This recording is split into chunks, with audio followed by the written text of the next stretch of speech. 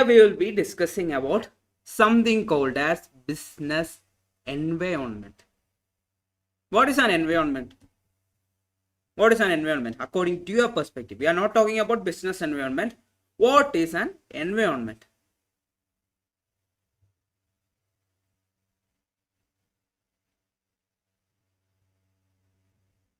We can simply say that anything part of our surrounding can be called as an environment. For example, for you, home is an environment. Right now you are at your home. That is your present environment, which is a comfortable environment for you right now. Likewise, business environment means all the external forces affecting a business, positively or negatively. Sometimes that will be that will create a positive impact on the business, while sometimes it won't have an adverse effect on the business. That is called as business environment. Is that clear? This question on and all won't come directly. The questions will be in another way. That will be in the second thing, characteristics of business environment. That is a repeated question throughout the year. Characteristics. There are 4 characteristics, but they will ask in a way that they will give any 3 and they will give a wrong one. And the question will be like, which of the following is not a character of business environment? And sometimes the question will be like, they will give 3 of this and the last option will be all the above. Likewise, the questions will come from this portion. That is how it works. You got the idea? Okay, now we will talk about characteristics of business environment. What are the 4 characteristics of business environment? First, it is complex. Second, it is dynamic. Third, multifaceted. And the last one is far-reaching impact. So, complex means, for example, there is a business. We will take the example of a sanitizer industry itself. One day, an earthquake happened there. Suddenly, an earthquake happened there. Will it affect the business? It can affect the business for sure. It will affect the buildings and other transportation and everything of a business. It is an external force affecting the business. Or there is an inflation issue which happens to create many other economic issue for the company. Is that an external effect? Yes, it is an external effect on the business. That's why it is called as complex. Many interdependent forces are happening. Many forces. We don't know what will happen to the business. Maybe some other complications will come up. For example, in the time of COVID, in the time of 2019-20 and all, COVID was there. Nobody was thinking about this. Nobody was thinking about such a disease spreading and causing this much of an issue in this century and all. So, we don't know what is gonna affect the business. Second one, dynamic. Variable forces. Can you interpret anything from that? Dynamic. As I said already, we don't know what is gonna happen. Sometimes it will be an earthquake. Sometimes it will be a flood. Sometimes it will be even a disease. We don't know. Every time we should be we should be concentrating on the business environment. What change is gonna happen there, so that we can take the adverse effect or the positive effect positively or negatively and treat the business environment accordingly. Okay, multifaceted. Viewed differently by different observers. For example, during the COVID time, tourism industry. We'll take the example of tourism industry and a pharmaceutical industry. Pharma stocks were going high, very high during that time. Why? People were expecting, people need more medicine during such a time. While a tourism stock or a tourism company was facing issue during COVID time because of lockdown and other thing. You get the idea?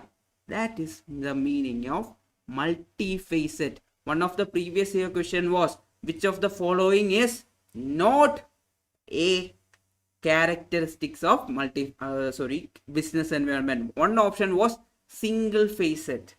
So the wrong option was single facet. It is multi-facet. And the last one, far-reaching impact.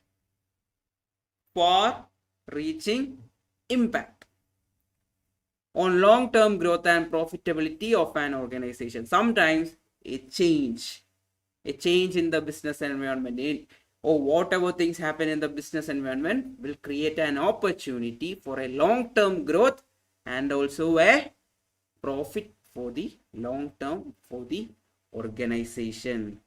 Have you heard about Chernobyl? Chernobyl. How many of you have heard about Chernobyl?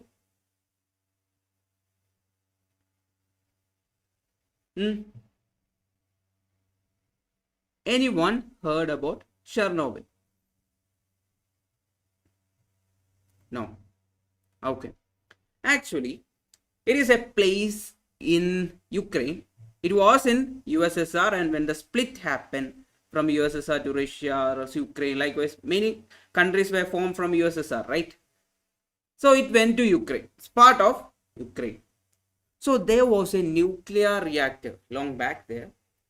So one day, this nuclear reactor bursted, and it led to a large spread of radioactive material, and that was one of the growing city during that time. It was like every building was the newest, every houses were the most posh houses in the world. Likewise it was, and the complete area of Chernobyl went into a lockdown ever since. Nobody is living there right now. Once it was regarded as the world's most growing city, and now nothing is happening there. Just big flats, big malls, apartments, and everything is there. But playgrounds are there. Everything is there, but nobody is there. But recently, the country Ukraine itself, the tourism department came up with an idea. People can go there. Visitors or the tourists can go there and sightsee the place. Sightseeing is happening in that place right now. So the business environment did a very bad thing to Chernobyl. That the nuclear reactor burst. That was a very big thing happened in the city, and the city was in complete lockdown ever since. No one was living there. Everyone was allowed to leave the city. Now what is happening? The tourism department took the opportunity to allow people or tourists to come to the place and sightsee, and everywhere there is radioactive material, and even when the people are going there, they are wearing one radioactive checkness instrument, and they are going. Likewise, they took the business environment change in a positive manner to earn money, earn profit out of it. Got the idea? During COVID time, everyone was facing issues. Some people started sanitizer industry. When the sanitizer industry was performing well, that was the adverse effect was a positive effect on some people, while some people will be having negative effect. Some people lost job, some people lost their entire businesses. Everything happened during such terrible times. We don't know what type of business environment for external forces will be affecting it. So from this slide, the four main topics are the characteristics of business environment, which is complex, dynamic, multi-facet, and the last one is far-reaching impact. Everyone is okay with this? I think it will be enough for you guys. I think one question we can expect, because analyzing the previous year papers, characteristics of business environment is a main question point. So keep it in mind.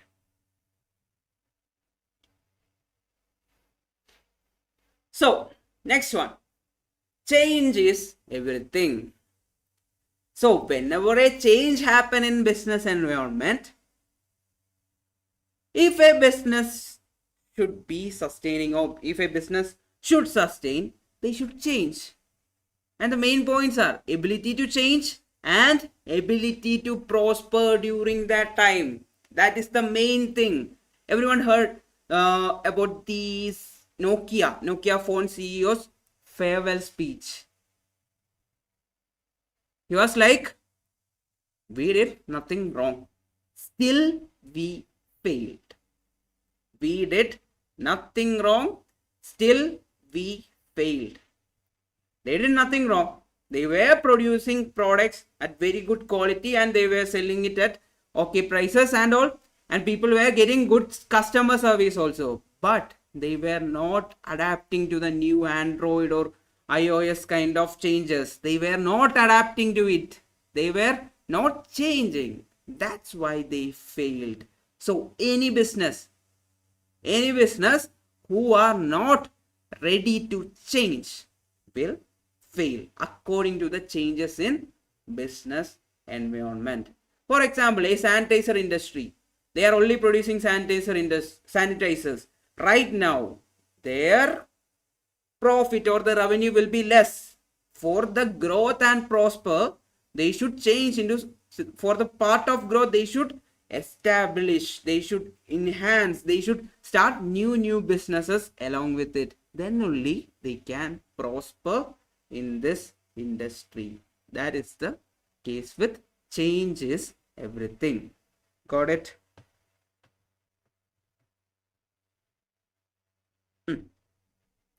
These and all are not much important. We can expect around 2 to 4 marks from this chapter. More of an approach, the question approach will be, they will be directly trying to get whether you have a knowledge of the entire chapter. That's all.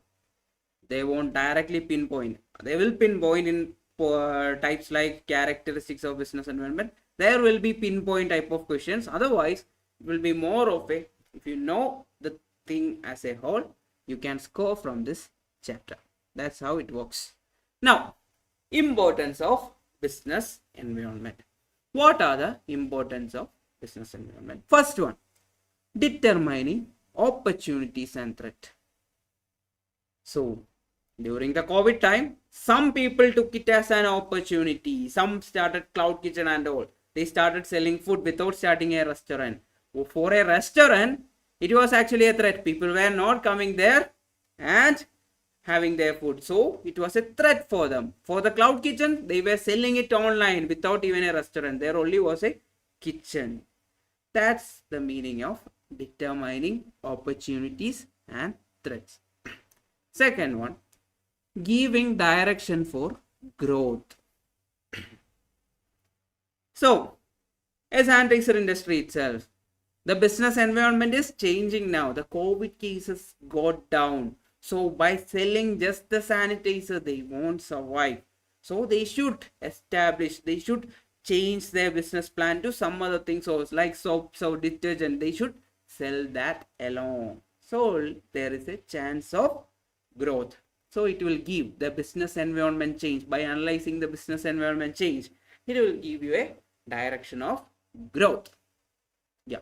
Next thing, continuous learning. Continuous learning means if Nokia had learned continuously, the mobile market or the phone market is changing nowadays so fast. One day it will be like 50 MB camera, next will be 7500. Likewise, it is changing. Many new techs are coming into the field of this phone market. So if they are not updated of the changing market, will they survive? Will they survive? If they are not updated of the changing market on a day-to-day basis, will they survive? That is the question. No, they won't survive. That is the main thing. Next, image building. Image building means, so I'll tell you an example. Jio and Airtel, Idea, Vodafone, everything was there at the time of Jio's launch. So Jio studied the business environment in a way. Okay, everyone was selling data at very high price. That time we were getting data 1 GB for 200 and 300 rupees for a month. We are only getting 1 GB for a month. Now is that the case? No, it's not the case. So what did Jio did? Jio studied the business environment. Like everyone is selling it at over prices. So we will sell it for free. So they started their business with an approach that we will give everything at lower price and with better service. That is the importance of business environment to Jio. That's how they build an image building. Then meeting competition. We'll take the same example of Jio and other service providers. Airtel will take. Meeting competition. So Airtel was already selling it at a very high price during that time. When Jio came and Jio sold it at very low price, what did Airtel do? Did they change the price or they were doing it in the same way? Did they change the price? What is the answer? Did they change the price? Yes. For sometimes they were also giving it for free and they changed the price to a lower price in order to meet the competition by studying the business environment that okay, people are going, the customers are going from them to Jio because of the lower price and better service reason. So meeting the competition, it's also part of business environment. Is that clear for you guys?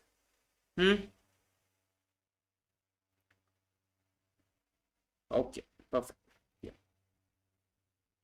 Now we will talk about relationship between organization and its environment. We will take the example of Jio.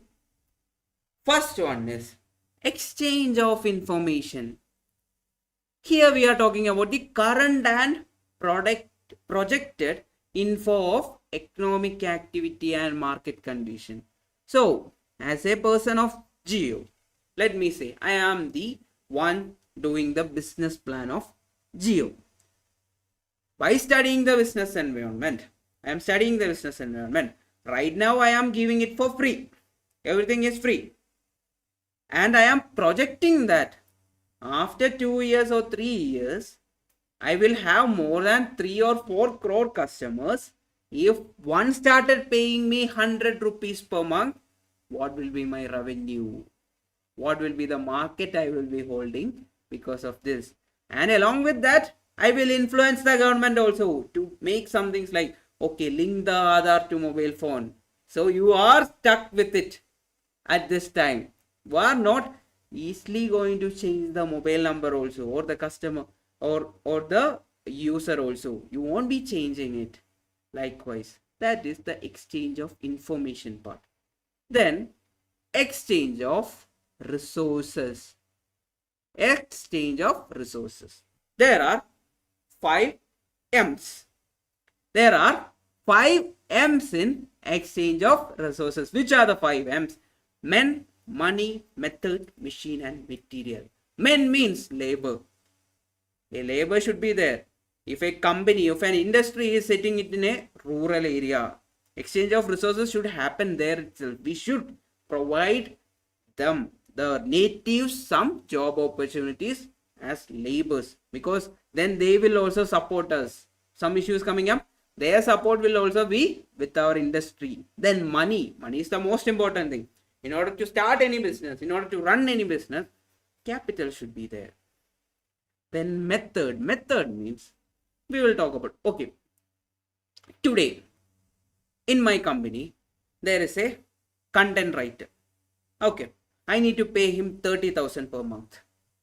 Instead, I will hire an intern for 5,000 rupees and I will take a monthly subscription of ChatGPT of 1,800 rupees. Premium subscription, which is worth second or first one, which is more efficient. Second one will be more efficient. That's why exchange of resources with method comes up. More efficient method. When we are adapted, more with the business environment, the changes happening in the business environment, we should have proper exchange of resources along with the techniques also. That is the methods, how we do the business, how we do the production part, how we do the distribution part, everything will come here. Then machine, we should have the most efficient or the most recent type of less energy consuming machine, so that other charges won't be there. Likewise, and material, raw material also required, which is we are acquiring from the environment itself. Then exchange of influence and power. What do you think about it? Exchange of influence and power. I'll simply talk with an example. We will talk about Jio itself. So Ambani started Jio. So who started it? Ambani itself. So even though Jio was a new brand to that particular industry, people already know this person, Mukesh Ambani, one of the richest person in India, is starting this particular company for in the telecom field. So already the influence and power is already there. If some newbie come with a company or something like that, won't be that easy for him to step into the business. That is the importance of exchange of influence and power. Got it? Yeah. Now, we will talk about organization's response to its environment. There are 3 organizations' response. It is important. Okay. They will ask which of the following, or which of all the above, or none of this. That can come up. Question will be like, which of the following are organization's response to its business environment? First one is administrative. Second one is collective. And the third one is, second one is competitive, and the last one is collective. First one we will talk about. Administrative response, which will come within the company. They will create a set of mission, vision, policies, budget, and everything will come in this administrative response. So you are going to tackle the business environment change, or you are going to use the business environment change for a positive response, or you are fighting a negative adverse issue. Likewise, everything will start with the administrative response. Within the team, you should start building a mission and vision for the company.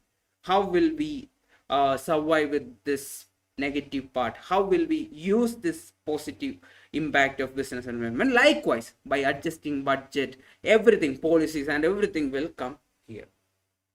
Got the idea? Even a 3-day work from home, that will be a policy change that will create improved and mental health among the employees. That is also part of administrative response. Second thing, competitive response. We'll take the example of Jio. Jio is a very good example. We can try it everywhere. Competitive response. Establishing competitive advantage. What did Jio do? They already studied that the environment, the business environment was, everything was sold at very high price. Every company, Idea, Vodafone, Airtel, everyone was selling it at very high price. We can use this opportunity by selling it for free and get into the market and get the customers from the others also and get new customers to us also. That was how they responded. That is the competitive response. Establishing a competitive advantage. Putting an advantage over your competitors. Then, last one, collective response. Here, during the time of Jio coming, there was Idea, there was Vodafone. They were not finding it easy to respond by staying differently. So they did a collective venture called as VI. That was a collective response from Vodafone and Idea. You got the idea? Huh? Everyone got it? Yes. Perfect. So, administrative response, competitive response, and collective response. These are the three main responses from organization to its environment. Clear?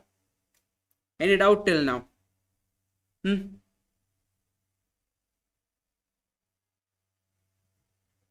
Yeah, perfect. Okay. Yeah. We'll continue.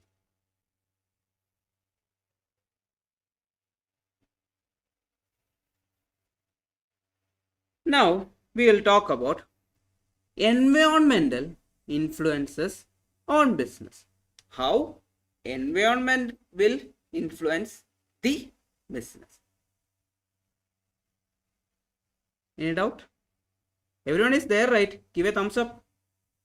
Those who are not giving thumbs up, everyone is there. Okay, okay.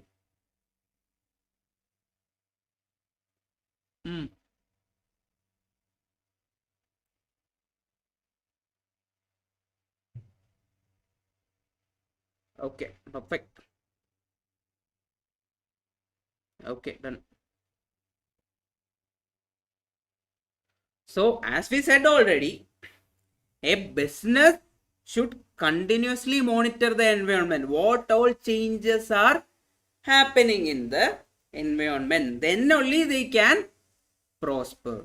So, how will a business understand the environmental influences? How the environment is influencing the business? There is a framework for it.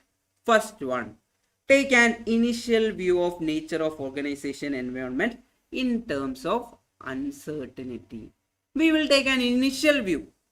How the organization's environment look like during a terrible condition. For example, if the business was started in 2018, still the business is there. Now we can look at the business. How did the business perform during the time of COVID? How was the performance of the business? Was it very bad? Was it very good? So what all things we did to tackle the issues during that time?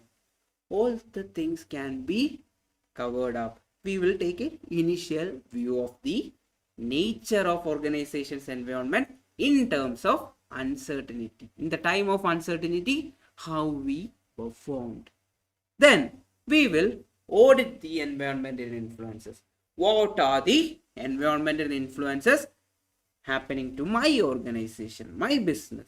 How the environment is influencing me? We will take a detailed report. What are the things? Why are we spending a lot on this thing?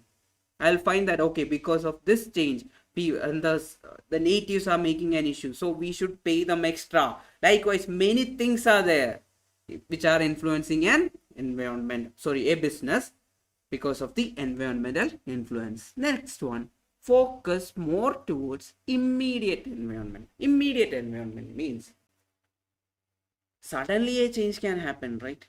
So my business started in 2018.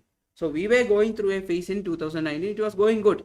Suddenly, I heard a news that a virus is being spread in China. I was like, okay, it doesn't matter. Then it was heard that, okay, it is spreading in Italy, it is spreading in France. Likewise, many places it was spreading. And suddenly I heard that, okay, it is spreading in India also. I was like, okay, it's not an issue. And suddenly, Modi ji came and said, there is a lockdown. So that was an immediate environment change, because I was not studying the environment change on a day-to-day basis. What all the things which shall I do? So how will I treat this immediate environment change? That are the things you should understand. These 3 points. Clear? Clear?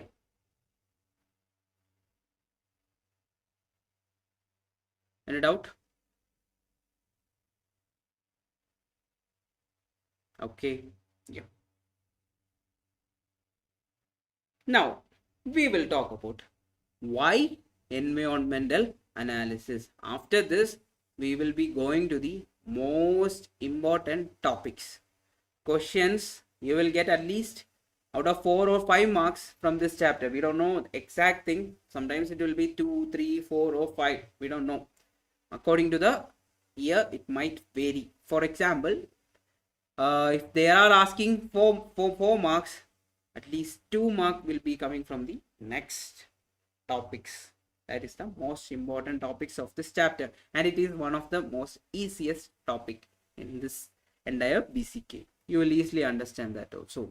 Now, what is the purpose of environmental analysis? First one, you can already get the answers because we were discussing it in a same manner. Provide an understanding of current and potential changes taking place in the environment. What all changes are happening now and what are the changes which will happen in the future, that idea we will have if we are doing a environmental analysis. Next, provide inputs for strategic decision making. So we can have some new strategies, how to perform, how we will change our approach, and everything will come up if we do a proper environmental analysis. And the last one, foster strategic thinking within the organization. Foster strategic thinking within the organization. So we are saying that one fine day, Apple CEO came up with a product. He says that, okay, a new feature is added. Okay, a new camera lens is added. Actually, a new system update or any new feature is coming up. Actually, is the CEO coming up with this idea? He's the only one who is going to think. No, not the CEO. Sometimes it will be the CEO. Sometimes or mostly the workers within the company, they will be coming up with this idea. So analyzing the business environment will foster strategic thinking within the organization. Okay, that is the purpose of environmental analysis. Now we will talk about environment scanning. What is environment scanning? What is CT scanning, MRI scanning? Why are they done? In order to analyze the body parts, anything wrong with the bones, nerves, or anything with the body, that scanning is done. So similarly, environmental scanning, it is the process of gathering information regarding company's environment. CT scan, it was gathering information regarding human body or something. So here it is environmental scanning. We are analyzing or gathering information regarding the business environment or the company's environment, and we will be using it to analyze and forecast the impact of predictable environmental changes. Got the idea for scanning, environmental scanning? Should just know it. This is not much important. Sometimes they might ask. Okay, this is a very good part. Factors to be considered for environment scanning. These 4 are important. First one, events. Second one, trends. Third one, issue. And the last one is expectation. So events. Events are important and specific occurrences taking place in different environmental sector. We will start with an example. We will take the example of Geo came up. Okay, that was an event itself. Geo came up with a plan that we will give everything for free. That is the event happened. Geo created a specific occurrence in different environmental sector. It influenced everywhere. It was influenced. Actually, Geo came up with this plan. It influenced the entire online market of the country because of their influence. That was the event. Now we will talk about trends. Trends are general tendencies or the courses of actions along with events takes place. So we will talk about trend. So Geo came up with this free plan of very low money plans and all. So it created a trend. Everyone in the telecom field was forced to do the same. That became the trend.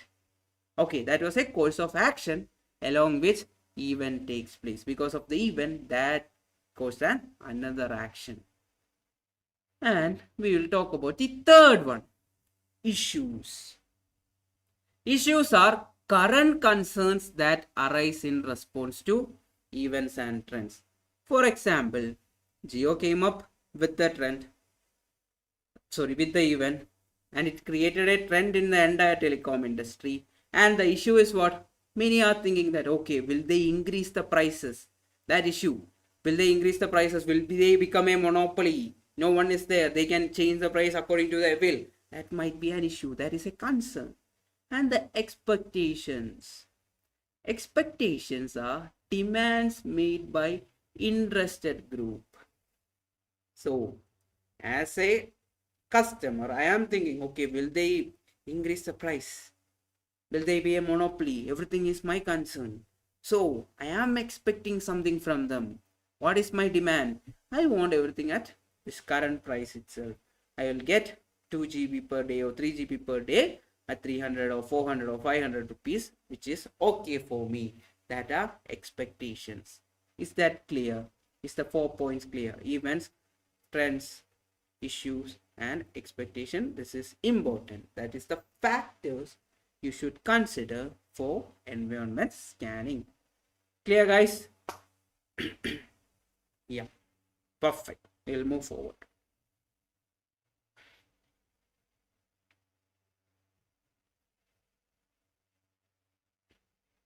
So, business environment.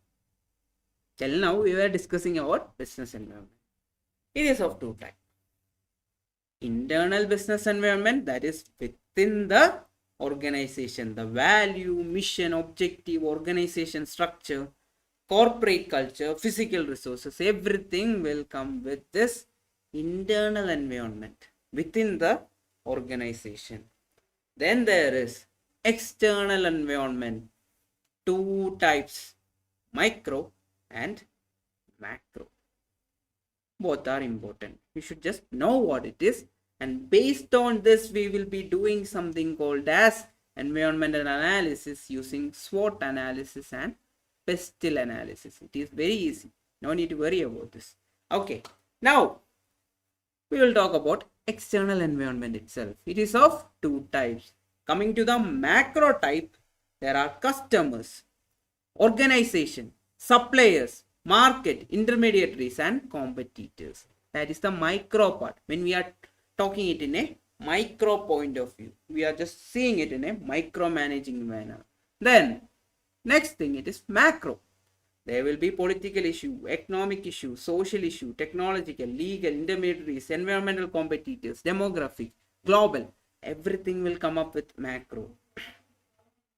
Got the idea for that?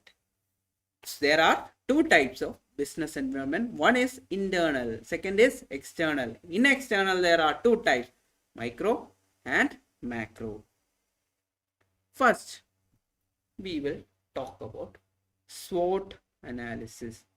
This is a particular type of analysis which every company or every business, even if you are starting a business, even if you are doing your CA preparation, you should do this analysis of yourself. SWOT. Questions are come in the past just like this. What is the full form of S? What is the full form of W? What is the full form of O? And what is the full form of T in SWOT analysis? Questions are so direct from this part. S is for what? Strength. Strength is an inherent capacity. Is it true? It is part of you itself. Is it true or false? Yes, true. Yeah, strength is part of their inherent capacity.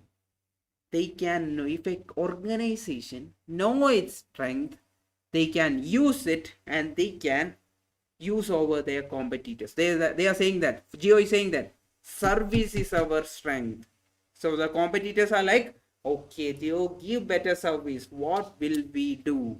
Maruti Suzuki, they are saying that even though we are not producing the strongest car or most safest cars in the country, our service is the best, our engine is the best. That's why they are having those customers. Tata Motors, their product is good. That is their strength. Every car is rated 5-star because the product is good. They have that safety capacity which the public is demanding, but they have their own weakness. That is also an inherent capacity. Their weakness is their service is not that great. Their customer service is not that great till date. That's why they are not ruling the entire market. Otherwise, if their service was also good, if they were giving Maruti Suzuki kind of service, they would have been the market leaders. Okay, so that is the weakness. That is a limitation. Okay, clear for that strength and weakness. Then opportunity. That is a favorable condition. Based on favor, opportunity. They will create opportunity is a favorable condition. They will see the opportunity and how to get it out of that opportunity. How will you get money out of that opportunity? During the COVID time, some started sanitizer industry. They found that opportunity and they used it and they got the profit. Geo, they found that the business environment, everything was sold at very high price. They came into the market, they took the market and they are ruling the market right now. Likewise. Then threat. It is an unfavorable condition. For example, during the COVID time, many companies were not able to rule only because of this COVID issue. They were not able to get into the market. People were not having money during that time to buy the products. Everything was a threat during that time. Likewise, it was an unfavorable condition. Is it clear? SWOT analysis clear for you. So we will take the example of CA. Which subjects are your strength? You can concentrate less on those subjects. You can score more on those subjects. Then weakness. You should concentrate more on those subjects. Then opportunity. What is the opportunity? Study everything. You have time till now. Then threat. Some threat will be there. What is to get 200 marks? So find the threat. Use the time properly. Don't spend more time in max and all with each question and spend a lot of time and waste the time. Manage the time properly. That is the first key thing you should do while writing the exam. If you are using a lot of time at the end, it will be a big issue. You won't be able to complete the entire paper. Improve your speed on things. Okay, that is SWOT analysis. Okay, got it. So micro. So we'll talk about a wording from Peter Drucker. The aim of business is to create and retain customers. They are creating and retaining customers. If they create and the customers leave, is that a good business? No. They should create and they should retain the created customers. Now, there is micro. We talked about there are two business environment. What was the internal and external? From that external, there are two types, that is micro and macro. So, micro is an immediate environment. Influences organization regularly and directly. Who are they? Customers. One who pays for the product. Then organization consists of board of directors, shareholders, employees, everything will be part of that. Then market itself. Price sensitivity, market maturity, cost structure, everything will be seen. How is the product sold, at what range we should sell it? How is the market? Everything will be part of the market. Then intermediaries, one who acts as a bridge between manufacturer and the marketer. Then competitors, other entities, other competitors. Likewise, everything will come in the competitors. And suppliers. So one important thing, who will influence the cost structure? Who with the bargaining power will influence the cost structure? The suppliers will influence the cost structure of the product. They are saying that, okay, we will sell this particular product only at this price, nothing lower, nothing higher. That's how suppliers influence the cost structure with their bargaining power. Is it clear? Huh? Micro environment is also called as task environment. Just note it down. Now we'll talk about another topic. Direct or indirect? I'll simply tell with an example. The competition between Jio and Airtel is direct competition. The competition between Jio and Maruti Suzuki is indirect competition. If they are from the same industry, for example, telecom industry, Jio and Airtel are from telecom industry, that competition is direct competition. While Maruti Suzuki is from automobile industry, their competition is indirect competition. That is called as direct and indirect. Yeah. Now we will talk about macro. It is a remote and general environment. Demography, population. Demography is part of macro environment. Population. So increase in population, change in population, everything will affect the demography. Then political, government policies, legal laws, financial policies, everything will affect a business and its environment. Then economic, interest rate. If the bank changes the interest rate, that will affect the company likewise. Then social, traditions, beliefs and culture. As I said yesterday, when McDonald's, as I said, McDonald's came here, they came up with what? They came up with chicken burgers here. They were not selling their best selling product, beef burgers, in the country because of the social aspect. And technological opportunities. Now ChatGPT is there, right? That AI can do whatever you guys ask him. Like, you can train him also. It is an artificial intelligence. If you guys want to train him to do a particular problem, they will learn and train you. You can train and they will learn and teach you even better things, even more complicated things. That's how technological changes are happening. And government policies and everything, legal and global changes, even COVID things. One news, a new virus was spreading in China. Last week it was spreaded and it affected the pharma stocks very well. Pharma stocks were going up because of this just one rumor. And after that, government also said that, okay, everyone should take care and look after people who are coming from China, returning from China and all. So that also influenced the pharma stock, expecting another COVID. Got the idea? That's how it works. Now, pestle analysis.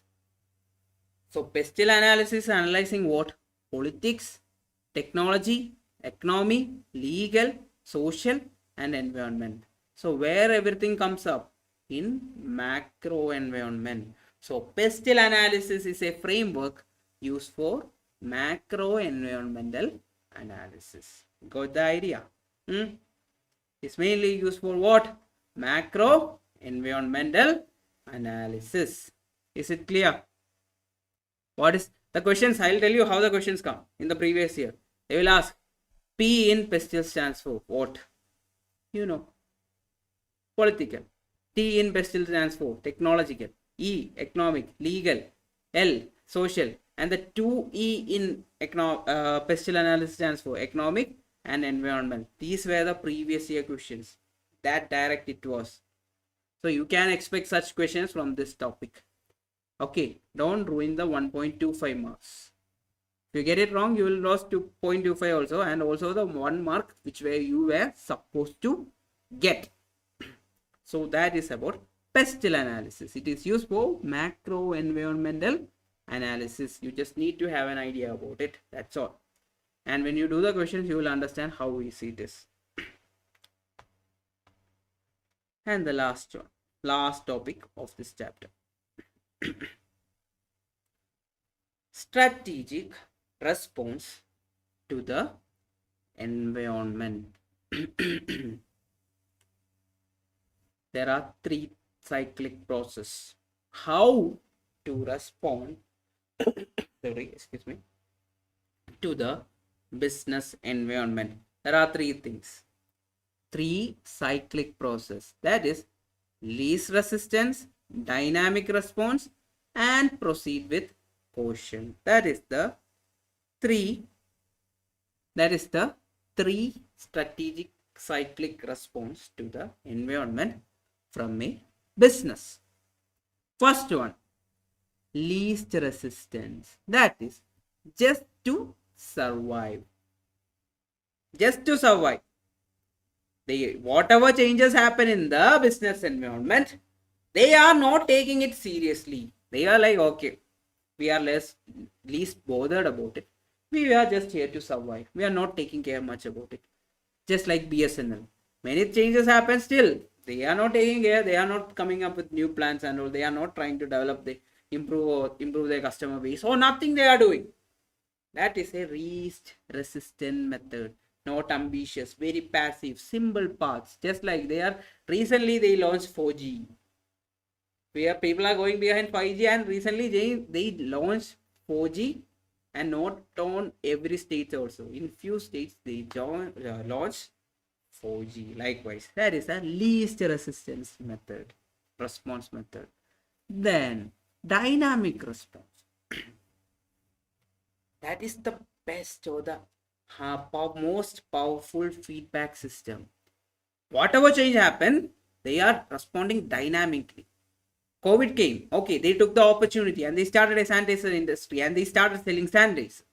That is a dynamic response. How to tackle the immediate changes happening in the business environment. That is called as dynamic response. They are converting threats into opportunities.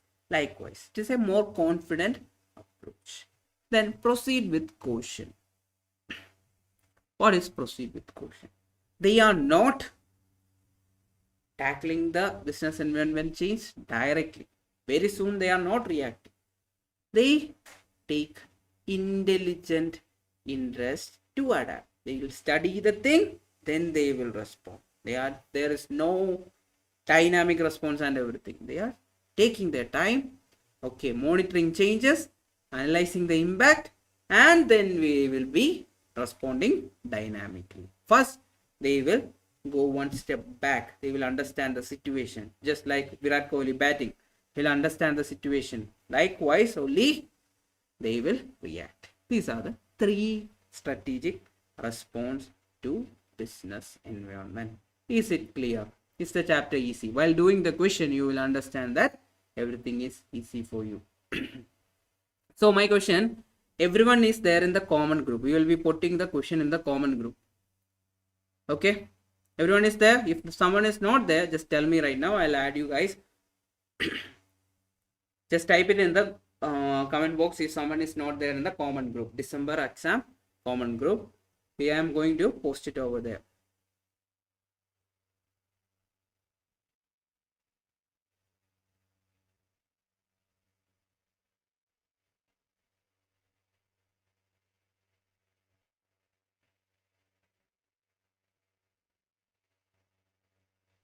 Everyone is there, right? Okay.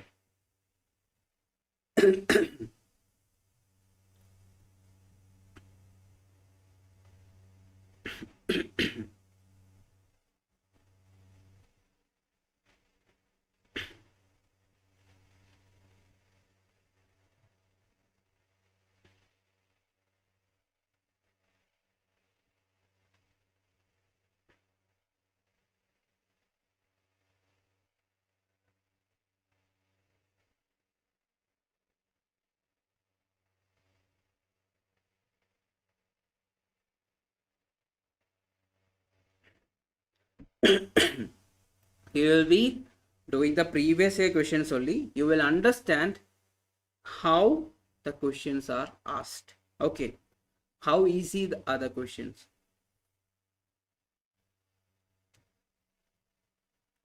First question is there in the common group.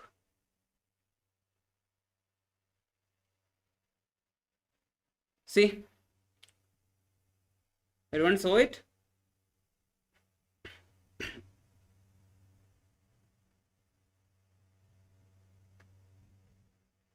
Yeah. Okay. What is the answer? See the question level. SWOT stands for. SWOT stands for. What is SWOT? Strength, weakness, opportunity, and threat. Yeah. SWOT stands for strength, weakness, opportunity, and threat. Perfect. Next question. It will be in the group. 1 second.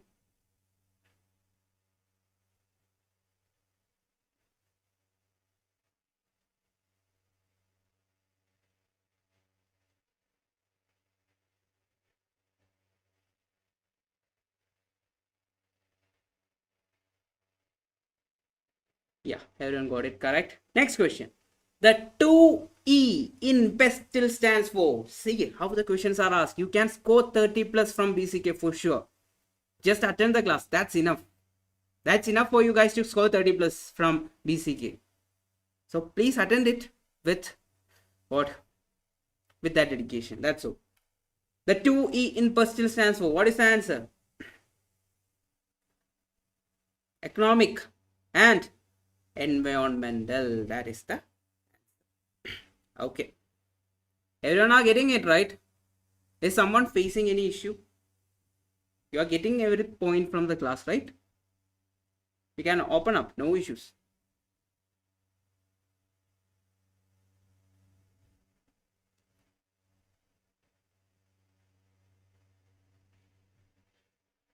Yeah.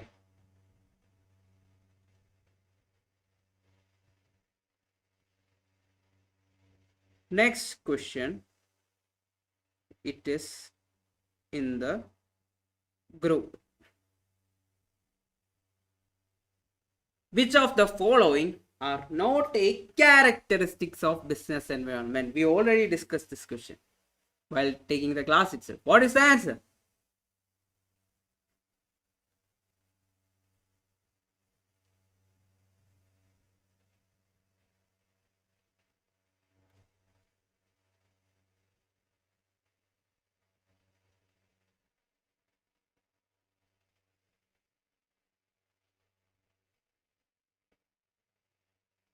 Complex is correct.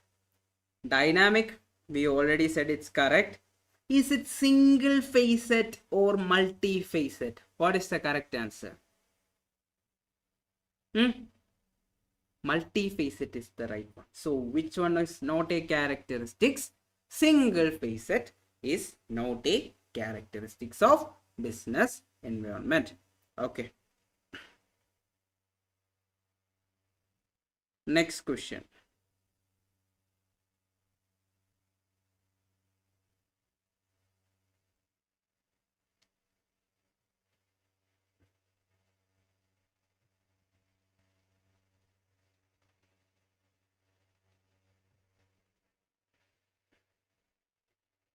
Next question is there in the group. Demographic environment relates to dash. What does it relates to?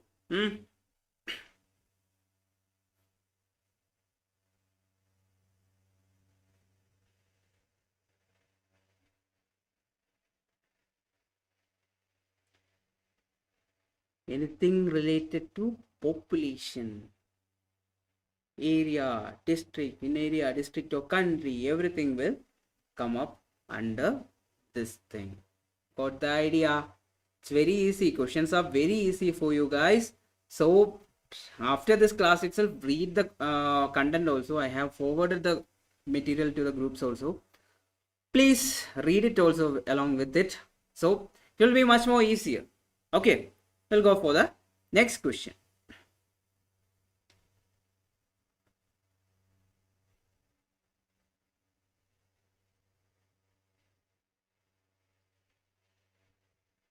Business environmental analysis help in what I already discussed. When you read, will it give direction for growth? Yes, it will give. Will it determine opportunities and threat? Yes, it will. Then image building. Now the example of geo. Yeah, it will. So which is the correct answer? Option D is the correct answer. Got it? Okay.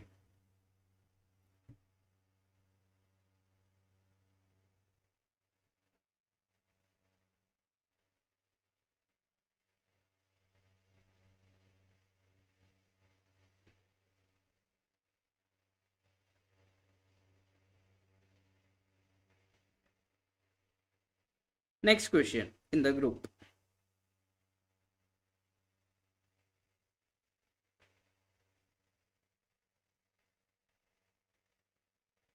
Dash describes framework for analysis of macro environment. What was the answer? What was our answer? Which is the analysis for macro environment? Pestle. Pestle is the analysis for macro environment. Got the idea? Yep. Next question in the group.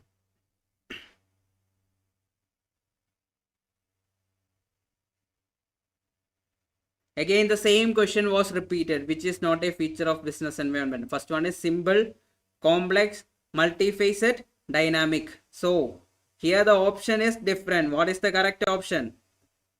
Which is the wrong option in this question? Which is not a feature of business environment. Option is simple, complex, multifaceted, dynamic. So the wrong option is simple. Is it simple? It is very complex. That is the thing behind business environment. It is very complex.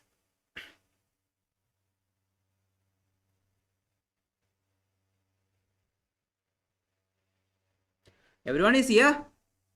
Give a thumbs up. Then we will continue. Okay, perfect. Yeah. Are you getting the answer? I should know that also. With this, just sitting in this class, are you getting the previous questions answers? That's how it should be. If you are not getting it, just invest 5 minutes in the evening. That's all it's required. Just watch the class or something. That in recordings. That's enough. It will be more easy for you guys. Okay.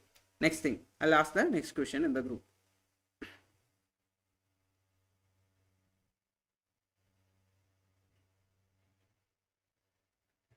Dash is inherent capacity which an organization can use to gain strategic advantage over competitors. Dash is an inherent capacity which they can use to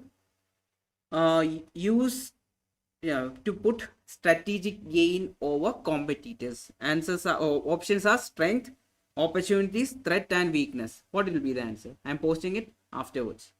Yes, to make sure that you guys are here. What is the correct answer? Dash is an inherent capacity which an organization can use to gain strategic advantage over its competitors. Option A, strength. Option B, opportunities. Option C, threat. Option D, weakness. What is the correct answer? Option A, strength. Yes, that is the inherent capacity. I know my strength is this. Likewise, that is the case. Posted it. Next question.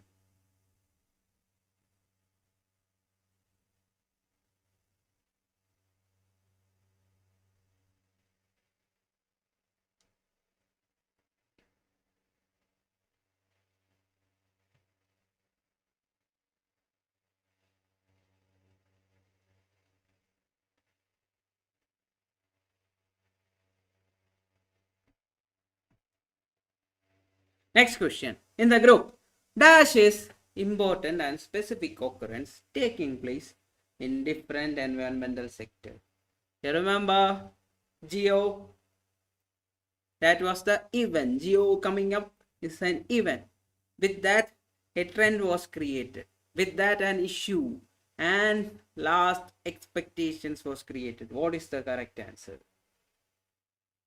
What is the correct answer? Option A, events. Next question.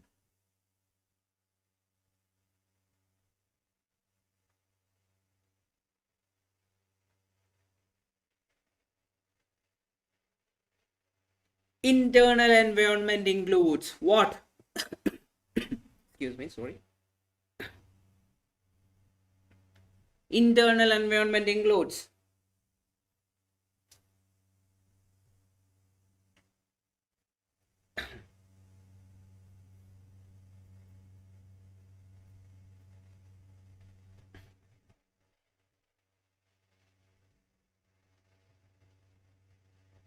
everyone got the answer?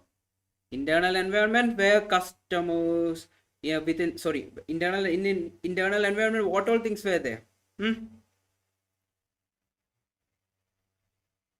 It is part of the company itself. So mission and vision is the correct answer. Part of how within the company they are taking the environment. Next question.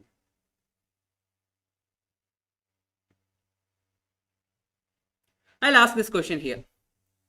Competition brings direct benefit to whom? Dash.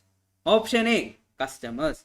Option B, suppliers. Option C, government. And option D, none of this. Who gets the direct benefit? Who is getting the direct benefit?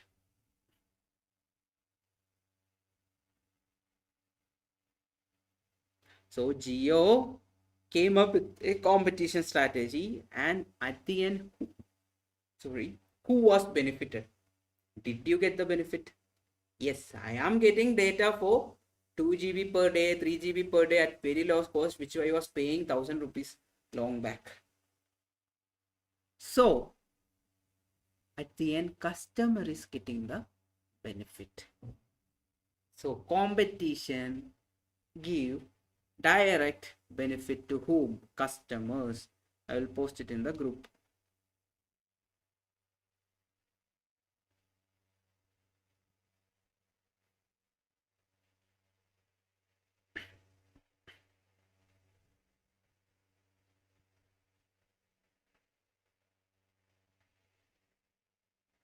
Next question. Pestle analysis does not include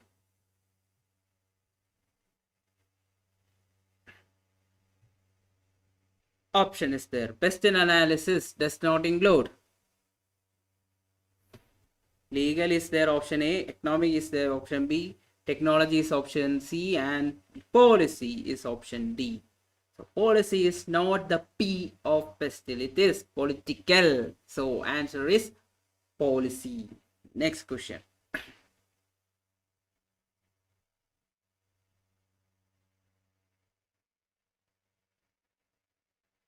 Opportunity is dash. Inherent capacity, strategic disadvantage, and favorable condition. What is it? Opportunity. You are getting an opportunity to do this. Is that a favorable condition or an inherent capacity or a strategic advantage, disadvantage? What is it? Favorable condition. That is the next question.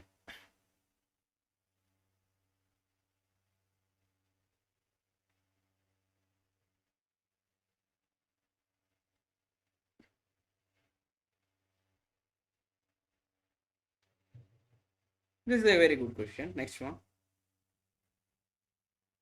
Cost structure of an industry is affected by dash on bargaining powers. Whose bargaining power? That is the meaning of the question.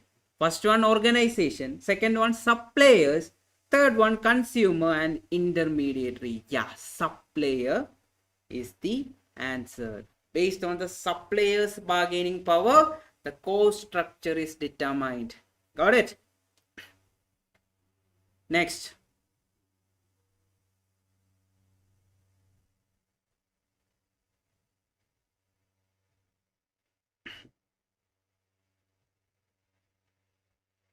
Again, the same question is asked with a different option. See the question.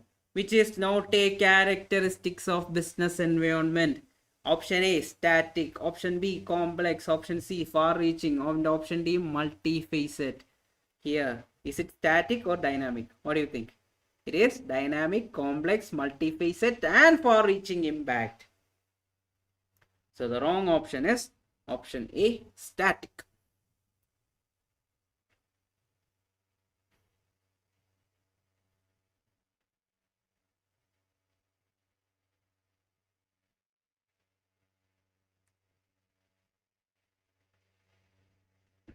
One more thing. The macro, this is a very important thing. Forgot to tell. Macro environment includes, you remember SWOT analysis.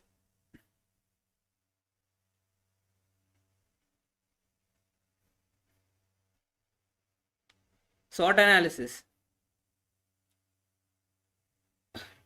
In macro environment, opportunities and macro environment includes opportunity and threat, while micro environment includes strength and weakness. Got it?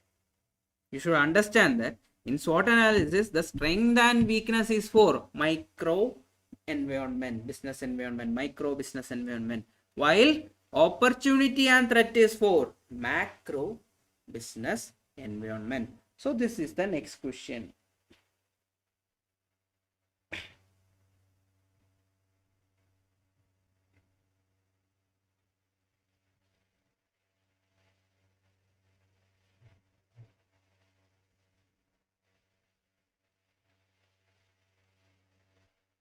What is the answer?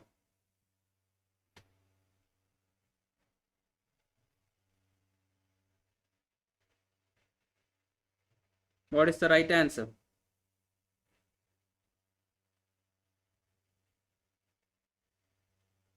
Yeah, as we said here in the class itself, that is the thing.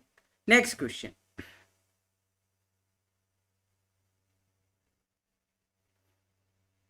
Pest analysis is for macro or micro?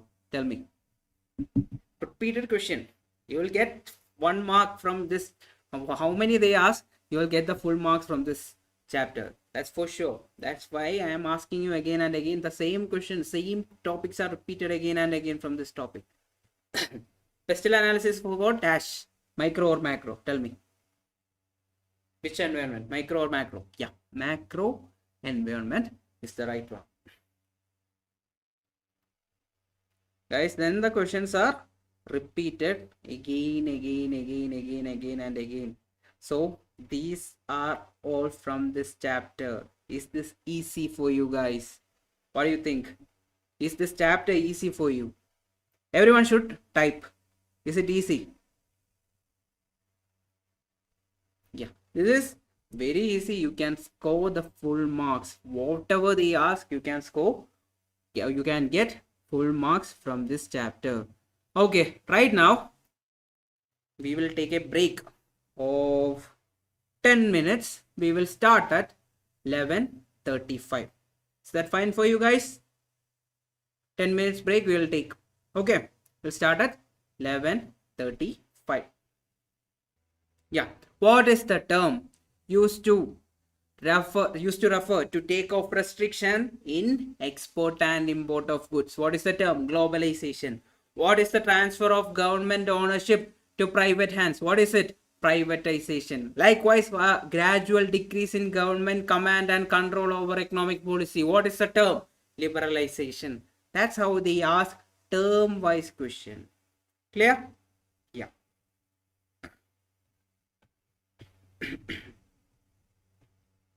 Introduction to government policies. So, a government policy will affect the business. That's for sure. Whatever change they bring about. For example, one fine day, government is coming and saying the GST for sanitizer products is 25%. Will it affect the business? Yes, it will affect the business. The price will increase. Many things will happen along with it. So likewise, any government policy, even a change of government can affect the government, affect the business like it is done. So government policies are sine qua non. We cannot talk about economy for all spheres of economy. We cannot talk about economy without talking about what? Government policy. These are some of the wordings from different people that you can read. Then this is important. Black box model. Who propounded black box model? David Easton. Have you heard about black box before? Anywhere? Type. Have you heard about it? Black box. What is the color of black box? Another question.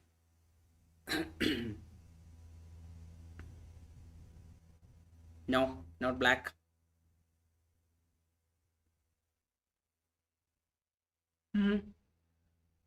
Black box is an equipment used in aeroplane to track each and every activity of an aeroplane. Whatever things are happening, entire equipments in aeroplane is tracked to this black box. How they are flying, at what height they are flying, at what speed, everything is tracked in the black box. And the color is orange. Orange is the color of black box. And so whenever a plane failure or something happens, whenever a disaster happens, anything happens to a plane, this black box will be retrieved and they will track what was the issue which caused the damage to the plane. Everything is tracked in black box. Likewise, David Easton propounded one model called as black box model. It is also called as what? Feedback model. Black box model is also called as feedback model. That's all. These are some of the wordings from some people that you should read. You should just read. Yeah. Now we'll talk about public policy for India. Is it easy to make public policy in this country? What do you guys think?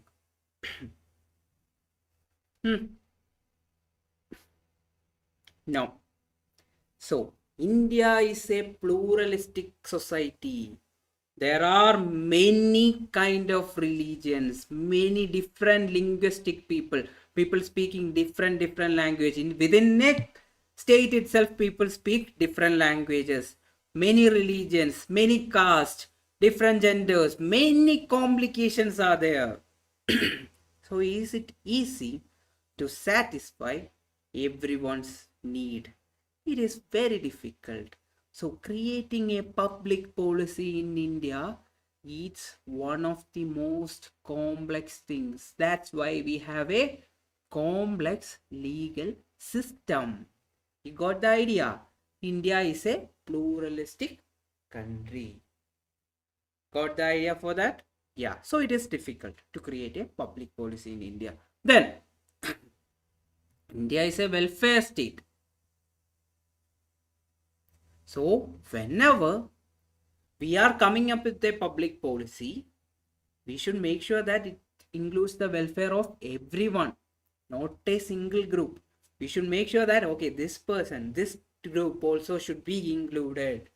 We cannot take any decision without including anyone. We shouldn't be exclusive. We should only be inclusive. Everyone should be included. They should also get some benefit with the public policy. That's another thing. Then another important question. India follows what economic pathway? Mixed. Answer is mixed. India follows mixed economic pathway. We borrowed communistic or socialistic from USSR and what is the next one? Capitalistic from USA. We borrowed that idea from two countries and we are following a mixed economic pathway.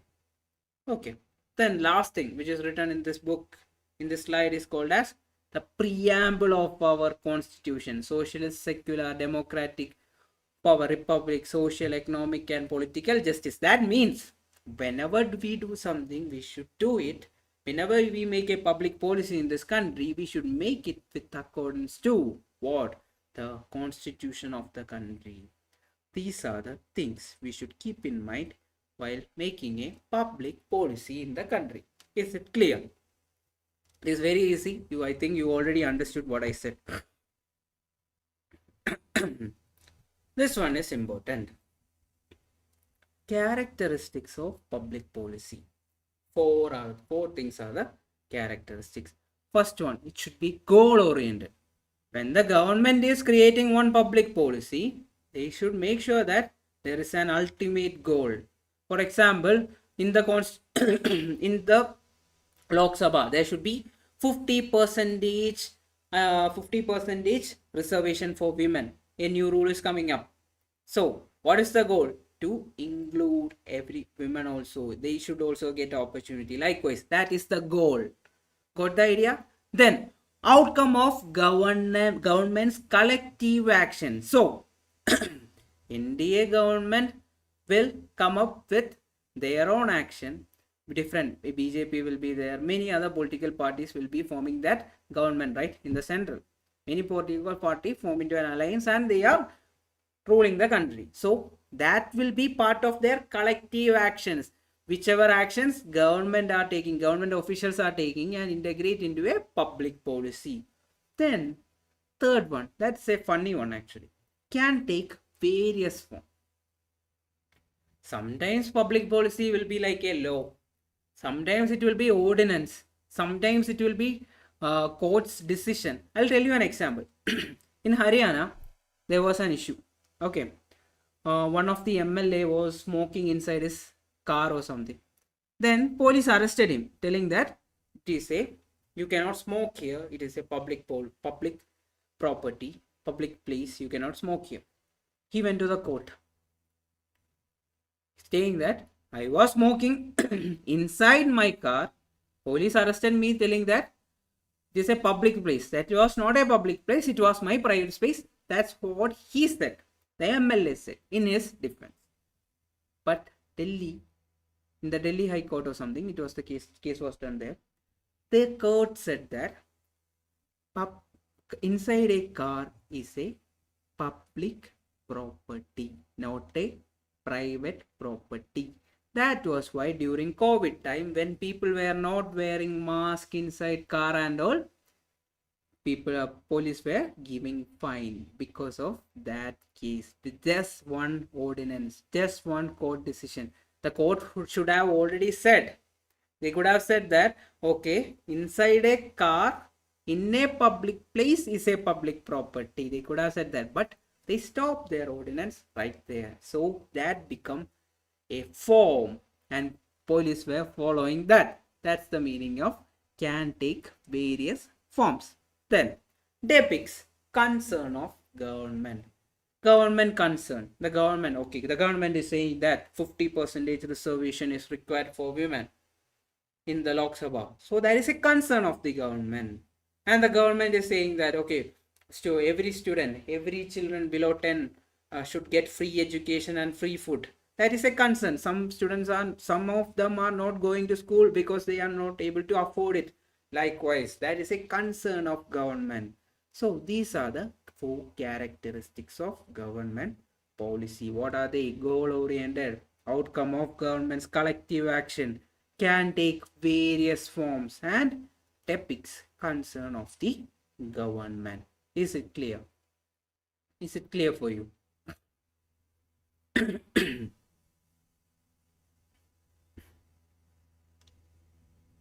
Yeah. Okay. Now we will talk about public policy process. The public policy process within the country. It is a continuous process. It is continuous and dynamic, and it will be based on a social action. It can cause a social action. First one, problem identification. We will create a group.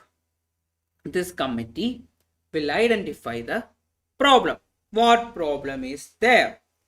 After identifying the problem, they will formulate a policy. Okay, they will try creating a policy. That is the second step. Then, after the formulation, they will adopt it. What all things are necessary, they will write it and create it into a proper policy. Then comes the implementation part.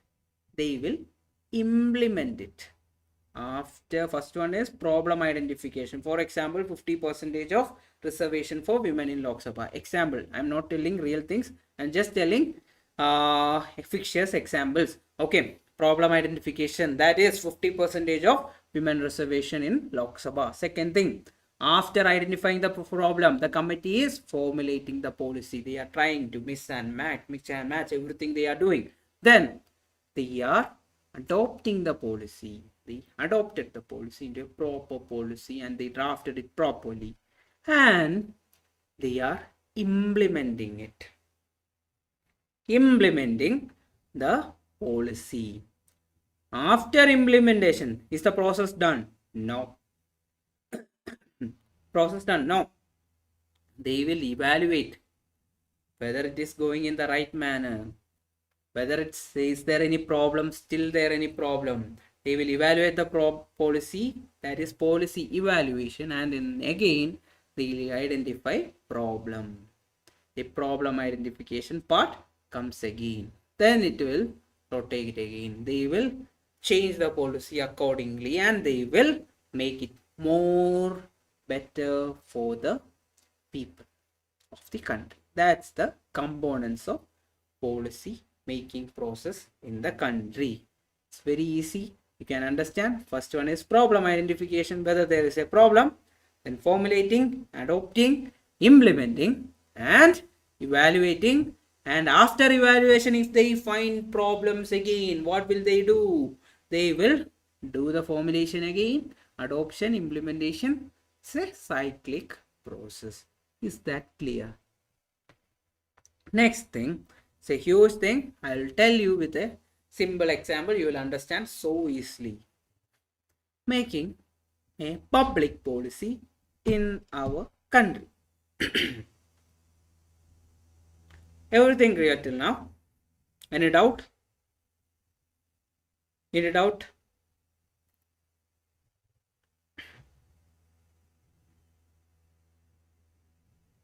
Okay. So, public policy process. Public policy process in India. We will talk about it in a very simple manner. There are 3 stages. Pre-legislative stage, legislative stage, and post-legislative stage. That is the 3 stages. If you want to write, you can write it down. That is the 3 stages of creating a public policy in this country. In the pre-legislative phase, we will form a committee.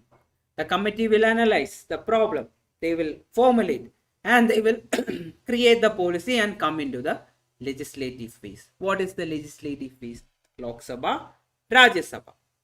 It will first go to Lok Sabha. The minister of the concerned team, whichever the policy is important about, the minister will come and read the policy, whether it should be passed or not. So she passed. She said, okay, this is the particular policy. 50% of reservation should be there for women. That is the policy. Okay. So if there is majority saying yes to that policy, that will be passed. Or what will happen to it? It will be closed. That policy is not made. That's gone. If it is passed by Lok Sabha, it will then go to Rajya Sabha. That is the next stage. It will go to where? Rajya Sabha. And in Rajya Sabha, they never passed it. There is no majority. So what will happen? That is done. The policy is not made. But what if the Rajya Sabha also pass it? Then it is passing the legislative phase, going to the post-legislative phase. And there is a person called as president. When he signed the bill, when he signed the bill passed by the legislative phase, it became a law in the country. That is the process of policy making or public policy process in the country. Is it clear? So what if, one more question, what if the president didn't pass it? Will it completely be done? No. It will go back to the legislative phase. In the legislative phase, even though they didn't make any changes, they can still pass it and send it to the president. The president can still send it back again to the legislative phase. But usually it doesn't happen. Who elect the president? The ruling government will only elect the president. So usually the president doesn't send anything back. Usually it is passed from the president that time itself. So that issue is not there. Okay, that's how a public policy is made in this country. Is it clear?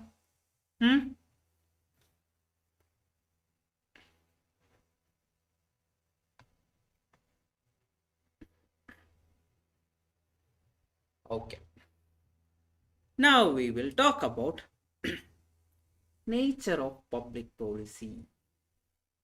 Restrictive, regulatory, and facilitative.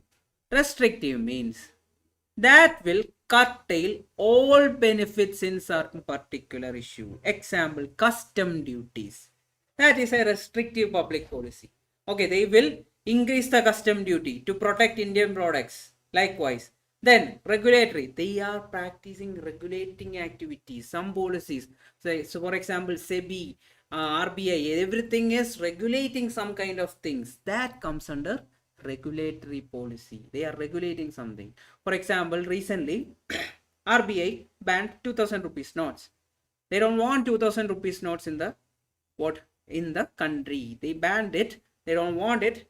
Now, so everyone who was having it, they should have gave it back before September 2023.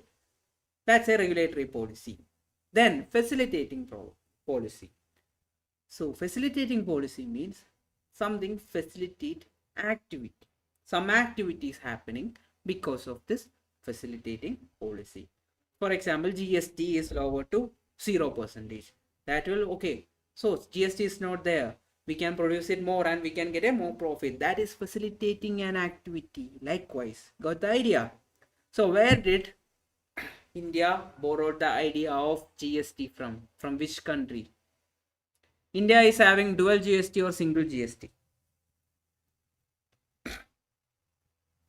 Now, India is having dual or single GST.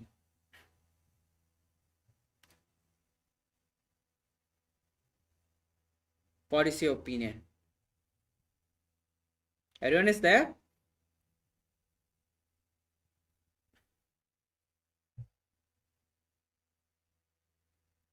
Dual or single GST? Dual GST. India is having dual GST, central and state. Where did India borrow this idea of GST from? From which country we borrowed this idea? India borrowed this idea from Canada. Okay. Canada is having this dual GST and Canada borrowed it from France. Okay. I was just telling. Then we'll talk about distributive policy. This means specific segments of society which are only meant for specific segments. These distributive policy to make sure that everyone is getting this benefit. That kind of policy is called as what? Distributive policy. These are the types of policies that you should keep in mind. It will be very easy to answer the question because in the name itself it is there. Distributive, distributing to everyone. Regulatory, regulating things. Facilitating, helping or facilitating a business. Likewise, then what was the last one? Restrictive, restricting a course of action or curtailing some benefit. That is called as that. Okay. Then post, we'll talk about India after 1947. What happened in 1947? Yeah, we got independence in 1947. After 1947, it was a very bad stage actually, because the British have already looted us and there was not much of an economy within this country. Many things were there because of that issue, because of their looting. That was a very big issue at that time. So India, the rulers were facing many issues, and likewise, this 47% were under poverty. So people were leaving 47%. If we take 100 people, 47 were living below poverty line during that time. 72% were employed in agriculture. Agriculture was the main source of income. Is that case right now? No. Then agriculture contribute to 50% of national income. More than 50. It was from whom? Agriculture only. Agriculture only give the national income. So India was not in a very good state at that time. Industrialization and everything was very low. We can say that it was not at all there. Some few industries which already the British started was there. That was the case during the post independence time. So creating public policy during post independence time was also a complicated thing, but much more easier because there was no policies at that time. So it was easy to create, but it was not that great. How we don't know how it will perform in the coming years. So India followed a mixed economic pathway. First one is capitalistic and communistic. From where we borrowed capitalistic? From USA. From where we borrowed communistic? From USSR. That is the mixed economic pathway. From this topic, you should know few things because we will be going more of a question based approach. You don't need to study everything. If you read the book, if you read the ICAI book, it will be complicating you guys. Don't do that. Actually, you will, at this time, if you are doing it, it will be actually ruining your time. Rather, just follow this PDF and classes. That will be enough, and do more problems. You will be learning more from that. So, at this time, India came up with one law, that is Industries Development and Regulation Act 1951 to develop nation's own industry. That was the first major act in order to create some development in the field of business after post independence. What was the act? Industries Development and Regulation Act 1951. Is it clear? Okay. Then Planning Commission. We also created something called as Planning Commission to create a 5-year economic plan for the country. Every 5 years there will be an economic plan. Okay, based on this plan the country will be moving forward. Who was established? Planning Commission was established. Later this Planning Commission, this is a previous year question, 2 times it has asked. Later Planning Commission was overturned, or it was changed to another name called as Niti Aayog. Niti Aayog, that is the word, Niti Aayog. Who overturned Planning Commission? Niti Aayog. Is it clear? So India follow what type of pathway? Economic pathway. India follow mixed economic pathway. So mixed economic means capitalistic and communistic or socialistic. India borrowed this socialistic approach from USSR, from capitalistic approach from USA. Then what was the first major act which was taken by the Indian government for this improvement for businesses and everything? What was it? Industries Development and Regulation Act 1951. Niti Aayog replaced which of the following government entities? Planning Commission. What is the job of what was the job of Planning Commission? To create a 5-year economic path for the country for regulation and promotion. Is it clear? Is it clear? Still, adapting all these things, India was not improving much. There were many loans, because India was creating everything. India was creating many educational institutions, many hospitals, many new things where India was creating. Still, India was having a lot of loans. Industrial development was not much. Many issues were there. And the revolution happened in 1991 under the guidance of India's one of the best economists, Manmohan Singh. In 1991, India came up with something called as New Industrial Policy 1991. What happened with that? Opened foreign capital inflow. Foreign investors were allowed to invest in this country. Is it clear?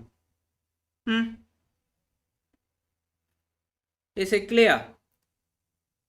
New Industrial Policy 1991. What was the major thing happen along with New Industrial Policy? Foreign investors were allowed to invest in this country. Opened it up for the foreign investors. Clear? Yeah. So, while these people from outside were investing in the country, there were two routes. One is automatic route and the second one is government route. Automatic route means there is not much complication. They can, with just grant by the RBI and all, they can invest in the country. While in government route, there were many complications. They should pass everything. Then only they were allowed to invest in a specific industry or not. So what are the two routes? Dual route for approval of FDI, foreign direct investment. What is that? Automatic route and government route. Is it clear? And there was also prohibition in some field. In some field, people cannot invest. The foreign direct investors cannot invest in some of the field. That is also there. So everything government planned it accordingly. It's on automatic and government route and also prohibited areas. We will look into that also. That is the last topic from this chapter. It is very easy. This is very easy. You just have a general idea. The questions are also like that. This chapter is much more easier than the last one. But there are some terms just like this. Multilateral Investment Guarantee Agency for protection of foreign investment. So, thing is that one foreign direct investor came to the country and they invested. So you are saying that, okay, you go, your money is gone. Is that possible? Who will be protecting that investor? Multilateral Investment Guarantee Agency, MIGA, will be protecting that investor or the foreign investment. Who is investing? MIGA. Who is protecting? MIGA. Who is investing? Foreign direct investors. Who is protecting? MIGA, Multilateral Investment Guarantee Agency. They can ask the full form of MIGA. This is important. Then, foreign exchange regulation. This is a previous year question. Many times it was asked. Foreign Exchange Regulation Act 1973 was replaced by what? Foreign Exchange Management Act, FEMA. FERA was replaced by FEMA in which year? 1999. Not in the 21st century, just before the 21st century, that is 1999. You should remember that. They might ask. Who replaced who? FERA replaced who? FEMA. Is it correct? Yeah, FERA replaced FEMA. Regulation was turned to management. That's how FERA became FEMA. Full form also they might ask. Full form of FEMA, Foreign Exchange Management Act. Yeah. This is another important topic. It is much more easier. Privatization. What was privatization? Gradually, government is losing command and private firms are ruling over. There are 4 types. Delegation, displacement, disinvestment and divestment. Delegation means Government will be the owner of a thing, but the private firm will be running it. The product and other services are done by whom? Handled by whom? A private entity or a private team or a private company. So who is the owner? Government. Who is running it?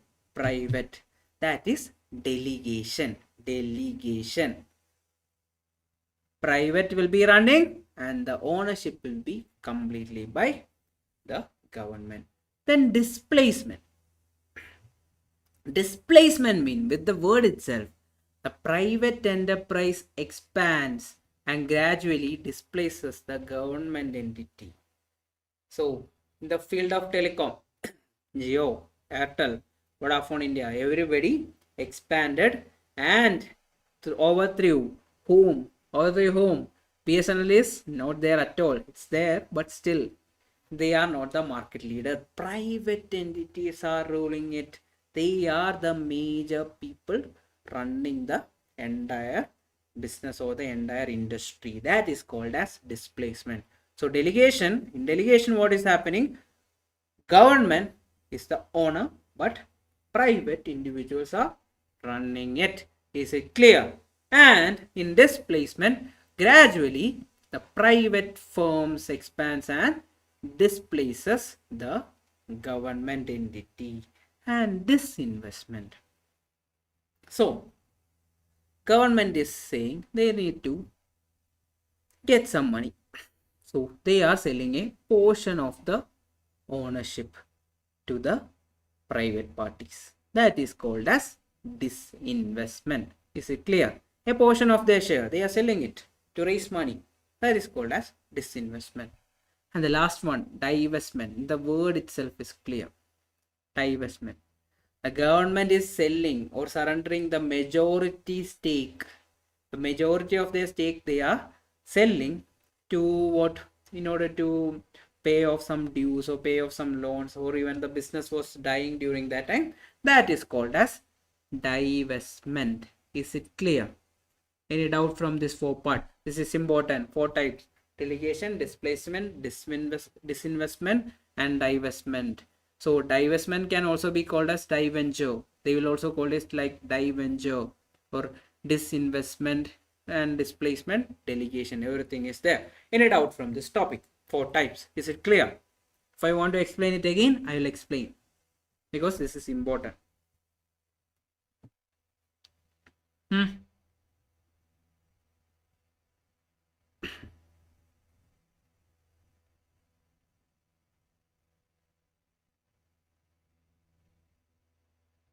Okay, perfect. Now we will talk about foreign. This is the last topic. The chapter is so small. It's done. Foreign investment in the country. How foreign investments are done in the country? We will see. Investment by NRIs and OCIs. Who are NRIs? Tell me. Who are NRIs? Non-resident Indians are NRIs. They are not residing here. They are residing outside the country and investing. And similarly, OCIs is overseas citizens on India. Then FDI. FDI is foreign direct investment. That is the major thing we will be discussing in this chapter. Then FII, foreign institutional investors. These type of people, foreign institutional investors, they are large fund houses. They will be investing in financial market of a country. They can invest in India. If they are investing in India, they are foreign institutional investors investing in NSE or BSE. They will be investing in stock or stock market. They will be investing, and likewise they will be doing the investing in the country. Where foreign direct investors, they will be investing in a company in another country. For example, if the country is India, An investor, a foreign direct investor from USA is investing in one of the companies in India. For example, Infosys. They invested in Infosys. That is called as foreign direct investment. Clear? Is it clear? If you got the difference between FDI and FII. FII, foreign institutional investors, means they will be investing in the financial markets, not in the company. While FDI, they will be investing in a company of a different country. Got it? Got the idea? Yeah. While FDI investment is done, they should take care of three things, as I already told. Automatic route, government route, and FDI prohibited.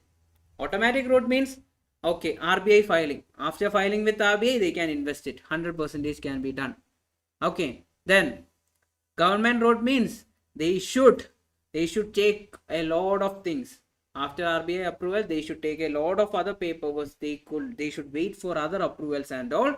Then only they can invest. That is called as government route, and the prohibited one. And we will talk about the prohibited one. This is important. Questions have been asked in the previous year from this topic. Atomic energy. So a foreign direct investor, they cannot invest in atomic energy field. So what if they invest it on all, and what if they want to create an issue in this country? That might be an issue. That's why they are not allowed to invest in where? In atomic energy. Then lottery business. Anything related to lottery, even Dream 11, they are not allowed to invest. Then gambling, betting, they are not allowed to invest. Then related to chit funds and Nidhi company. Chit funds, you have heard about many chit funds, right? So they are not allowed to invest in chit fund related business. Then they are not allowed to invest in Nidhi company related business related to gold and all. Giving money by collecting gold and all. They are not allowed to invest on that. And some agricultural field, they are not allowed. Then they are not allowed on invest on. They are only allowed to invest in tea plantation. That is important. Previously it was asked 4 or 5 times. Foreign direct investors are only allowed to invest where? In tea plantation, not in sugarcane plantation, not in coconut plantation, not in coffee plantation, not in indigo plantation. They are not allowed to invest anywhere else. They are only allowed to invest in tea plantation.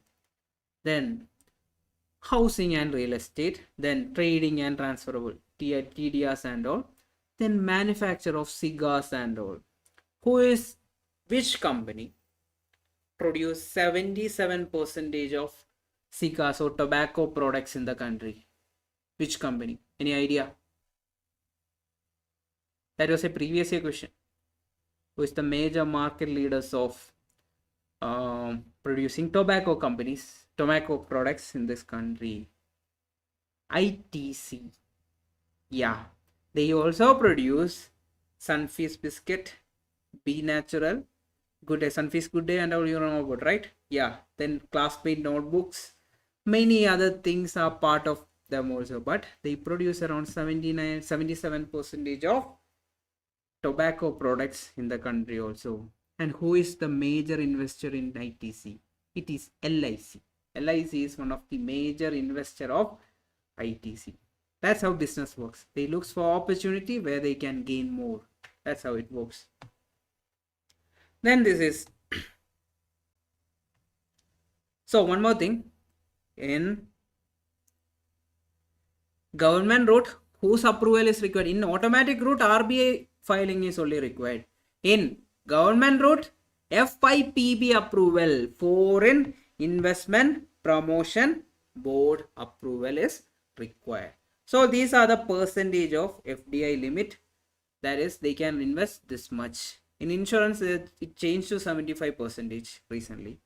Okay, so cash and all sale, they can invest 100%. It is automatic route.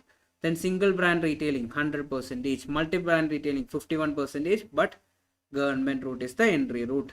Insurance, automatic route, that is 75%, I guess, right now. Then automotive, chemicals, likewise, it is the different investment limit of the FDI, foreign direct investors, in the country.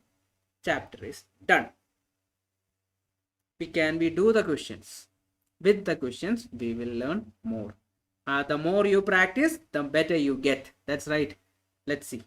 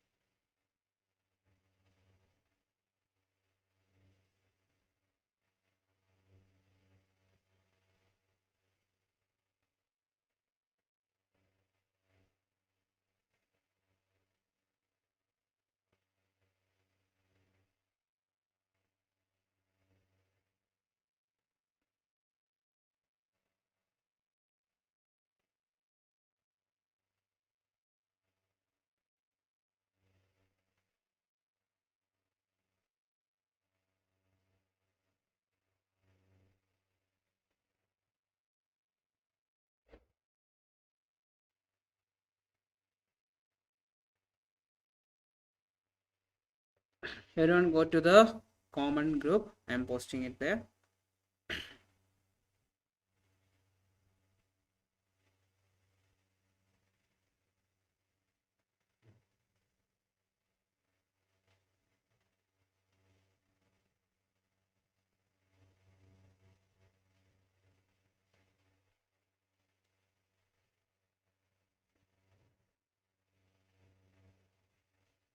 First question. Government holds responsibility as private sector handles fully and partly the product services. What was the type of privatization? What was the type? Government is the owner, but private sector handles everything. What is the correct answer? What is the correct answer?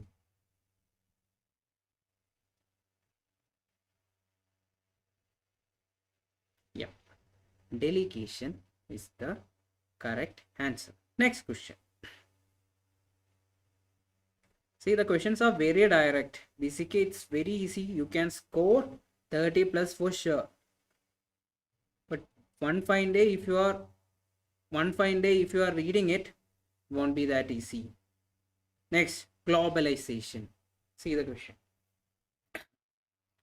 Globalization means what?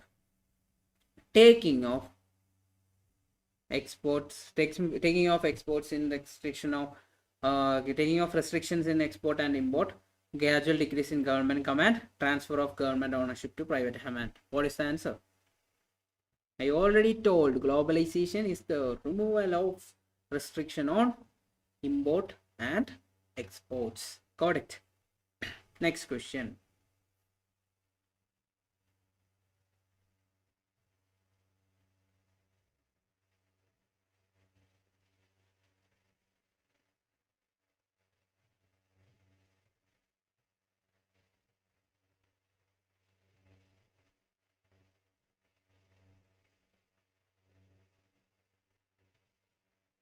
This in the group.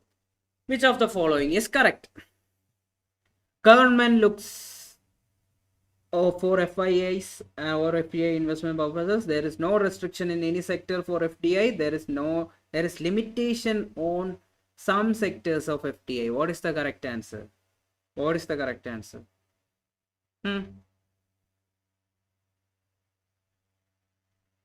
What is the correct answer? There is prohibition somewhere, right? Some of the sectors are prohibited. So what will be the correct answer? Yeah, there is limitation on some sectors for FDI. Next question.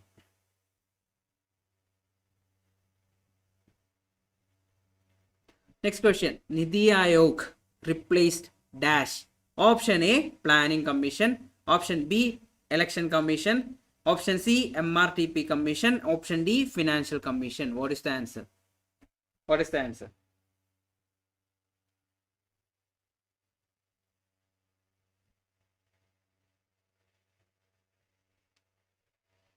What is the answer? I'm not posting it there. You can type it here.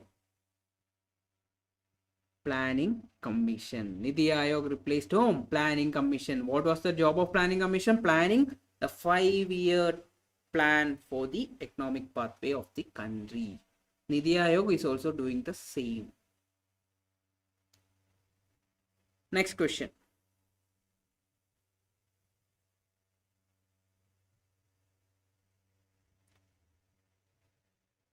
Gradual decrease in government command and it's in the group and control over the economic policies. What is the answer?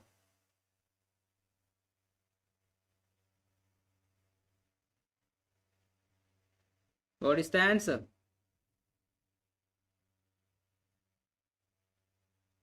Yeah, correct. Liberalization. Next question, it is in the group.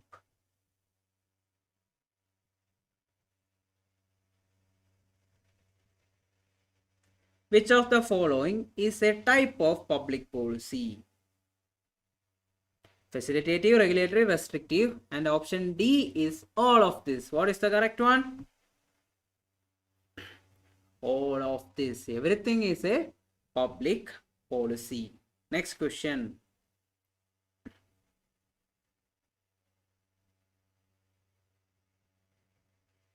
FEMA was replaced by FERA in which year?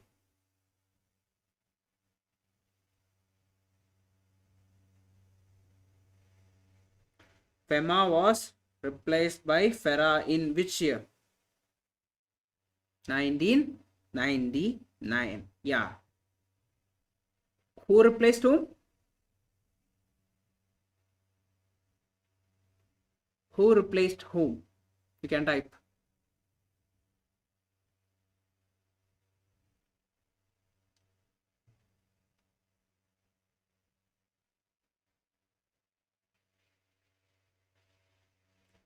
FERA replaced FEMA. Okay. Then, next question. LPG stands for. That is the... Actually, guys, I am not just making up the question. These are previous year questions. Everything is there from the book only. Previous year it was asked. LPG stands for liberalization, privatization and globalization. This is the way they ask. The difficulty of question is very low. It is a scoring subject. You can get minimum 30 from BCK. That will make your paper for a scoring subject. Actually, with BCK, you can actually make the score for this subject 80, 70 or even 90 if you score 60 itself. If you score 55 and 35 from this chapter and this subject and economics accordingly. So, it's a very scoring subject. You can get the marks properly also. Next question.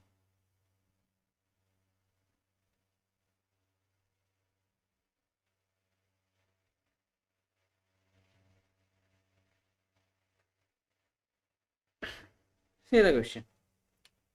It's in the group. Partial or full disposal of an investment or asset through sale, exchange and closure or bankruptcy is called as. Option D is wrong.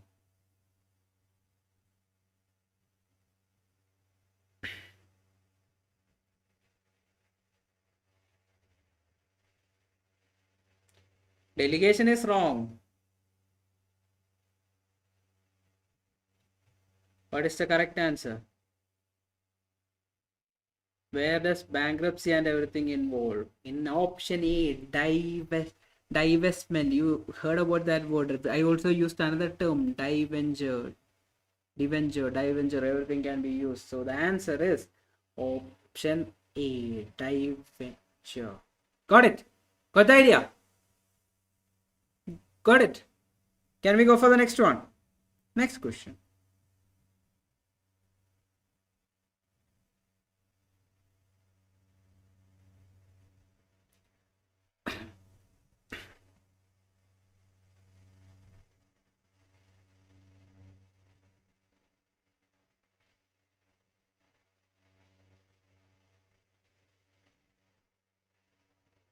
1 second.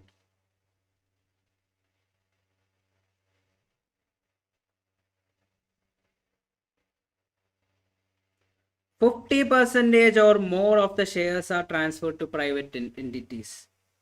There is no bankruptcy or any dying moments. So, what is the correct answer?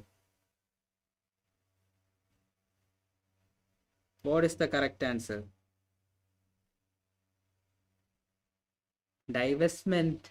Divestment means completely we are transferring everything off, and there is something related to bankruptcy and everything associated with it. Previous question is the example for that. So which one will be the answer for this question? Just 50% transfer. Displacement is wrong. What is the correct answer? Option A, disinvestment.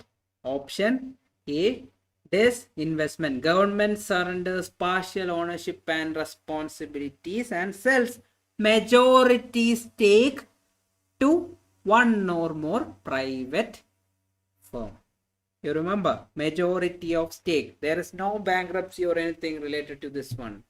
This is just transfer of stake. That is why it is called as divestment. I'll put the answer also there.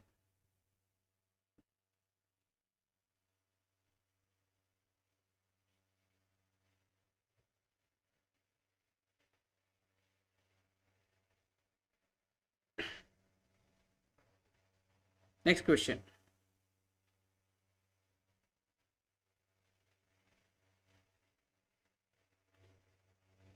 Next question. The privates in the group.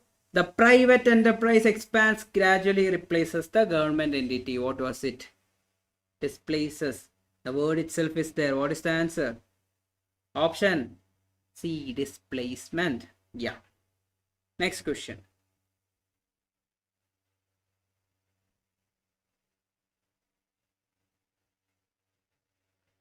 Guys, again and again every year the same type of questions are repeated. That's how it works. Same type of questions. Again, FEMA, FERA, everything. Which year? Nidhi, as I said, who replaced Planning Commission? Nidhi Aayog, again and again. Same questions are repeated. Then full form of LPG, again and again. That's the case. That's how it works.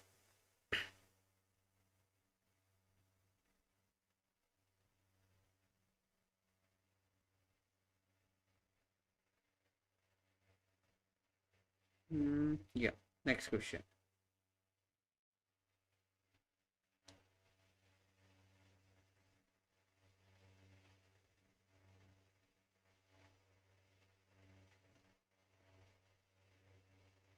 FDI is allowed in dash plantation. What is the answer? FDI is allowed in which plantation? What is the answer? Tea plantation. Is it allowed in sugarcane plantation? No. Foreign direct investment is not allowed in sugarcane, not in indigo. Likewise, it's not allowed. Only it's allowed in tea plantation. Next question, it's in the group. In which of the following policy curtail all benefits? What is the answer? Curtailing benefits. Who is curtailing benefits? There is some restrictions. That is restrictive policy. Got it? Restrictive policy. Guys, these are the questions from this chapter. It is much more, if you know the content, you can score it. Every time it is repeated. If you go through the past question paper itself, you can score full marks. You can expect around 5 to 6 marks from this chapter. Okay. So after lunch break, we will take the last chapter and we will finish it off. The last one, we will talk about business facilitation. Excuse me. Yeah, business facilitation. About facilitating a business. This is the very easy chapter because very few topics are from here. You need to know about RBI, you need to know about SEBI, you need to know about IRDA, you need to know about NABARD, Exim Bank. Likewise, you need to know about little things. We will be having that approach itself. We will be going for a direct approach from an exam point of view rather than spending a lot of time on everything. We will be having an exam point of view approach itself. We will talk about business facilitators. Facilitators means what? Helpers, supporters who support a business comes under this topic called as business facilitators. Is that clear? So, in the business facilitation system, there are three things. First one is point of contact. Then, second thing is auxiliaries or, one second.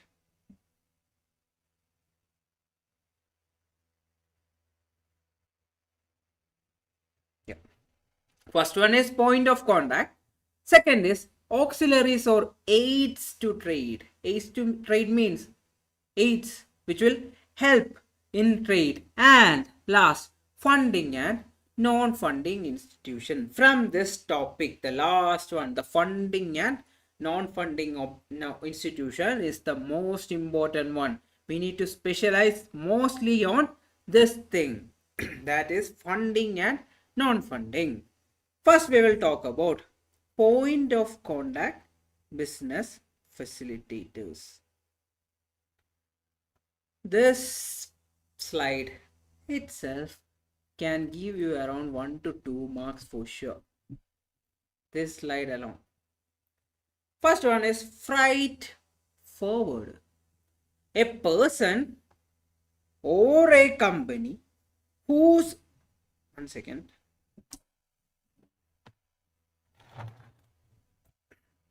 a person or a company who organizes shipment for the business firms to get goods from the manufacturer or producer to a market. That is, they deal with the logistics part. To sell the goods, they need to transport to the market, right? Or to get the raw material, they should get it, right? This is taken care by this person called as freight forwarder. He is taking part of the logistics things. A person or company who organizes shipments for the business firms to get goods from the manufacturer or producer to a market. Is that clear? Yeah. Next thing, business incubator. Have you heard about incubation cells and all in colleges? Is there any business incubation cells in your college? It might be there. So, have you heard about baby incubators and all in hospitals? What does that incubator do? It will support the baby, whichever baby which cannot survive in the atmospheric temperature and all, they will be sent to where?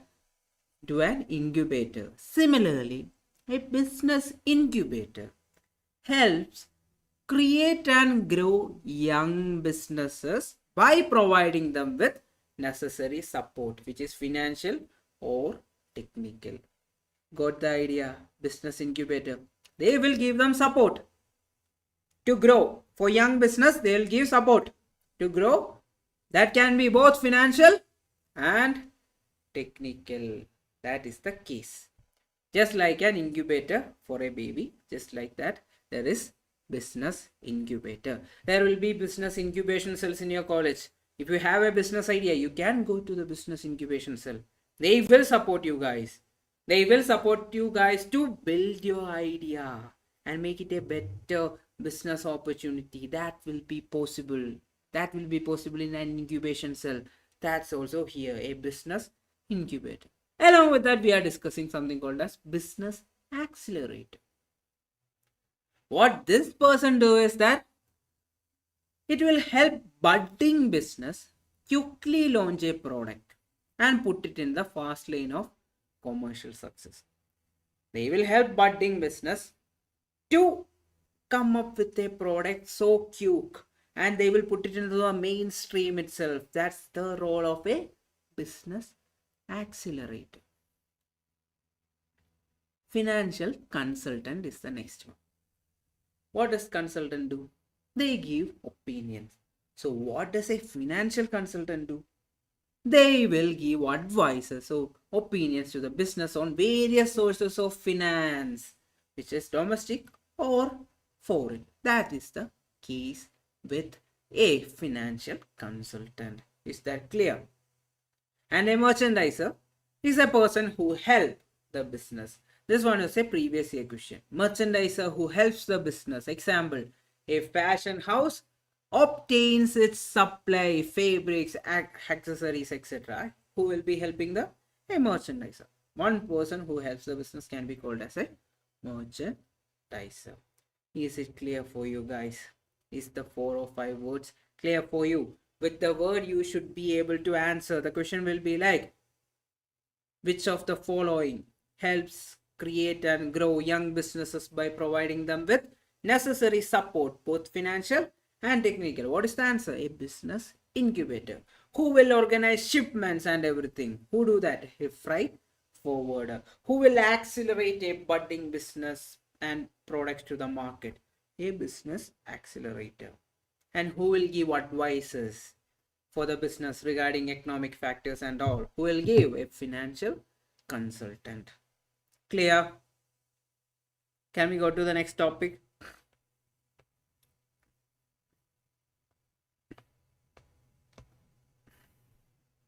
Yeah. So government is a business facilitator. Different government policies can facilitate a business. For example, 1991, what? New economic policy that caused investment come into the country. Excuse me. From outside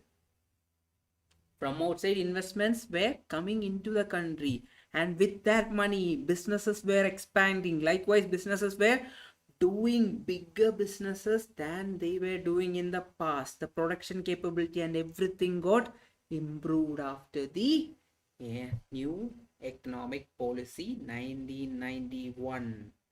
Okay, that was a business facilitation method done by the government to the businesses. Got it? Now we will talk about the most important thing in this chapter: funding and non-funding institutions. For a government, there will be funding institution and also non-funding institution. So non-funding institution won't invest directly. This will give some kind of advisor, so they will regulate the things up. They won't invest. They won't give money for the businesses to grow. They won't do that. They will only regulate it, like RBI, SEBI and all. It will happen. First, we will talk about RBI. What is the full form of RBI? Reserve Bank of India. Except dash rupee coin, every currency, except dash rupee currency, every other currency is done by Reserve Bank. Which is the rupee, which is the currency which is not produced by RBI? 1 rupee coin. Everything else is done by whom? RBI in the country. Who produced 1 rupee coin in the country? Do you know who produced it?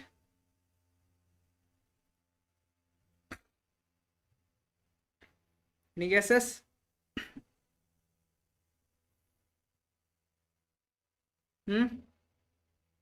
Finance Ministry. Okay. So, it was established in which year?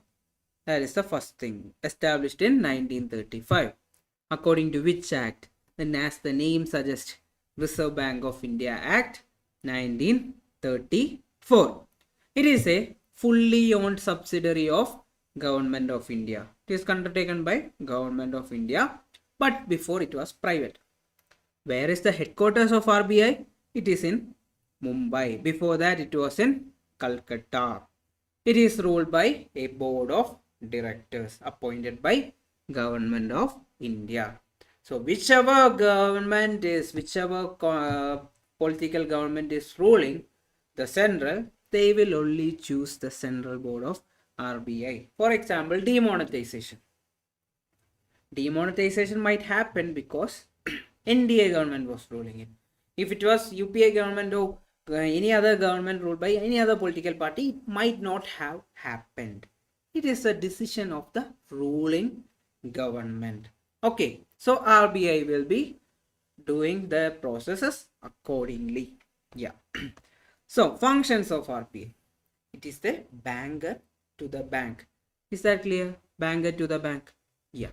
Custodian of foreign exchange reserves. They are holding all the foreign exchange reserves and enforces provisions of FEMA. Whatever provisions are there in the FEMA Act, they are doing it. They are enforcing it. Then, controller of credit. They are the controller of credit, both qualitative and quantitative. Whatever may be the credit, they are controlling it.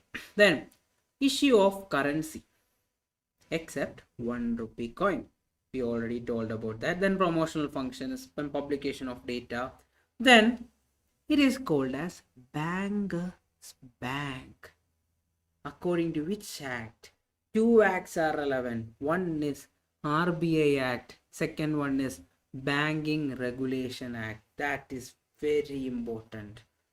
That is very important. Bankers bank according to two acts, RBI Act and Banking Regulation Act 1949. Clarify. These are the functions. You can easily understand this while doing the question. Also, you won't, even if you guys didn't learn this, it will be easily answerable by you guys. Yeah. Now we'll talk about the role of RBI. First role, development of a sound banking system. Then economic and financial policy advisor, keeping inflation under control, stability and economic growth, protecting the market, and monetary policy. All these are basic things. You guys have already learned about it. Just we are discussing about it. Role of RBI. Then how RBI will help in business facilitation? That is important for us. We are talking about facilitators.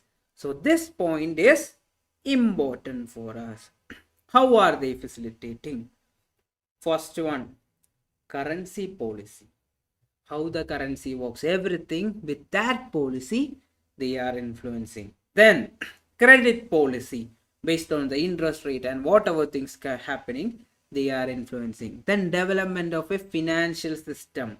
How the system works regarding the financial terms, the GST and everything. Regarding everything, they will give and have a major role in business facilitation. Then transfer of funds and payment mechanism. Here, India has one of the fastest payment mechanism in the world.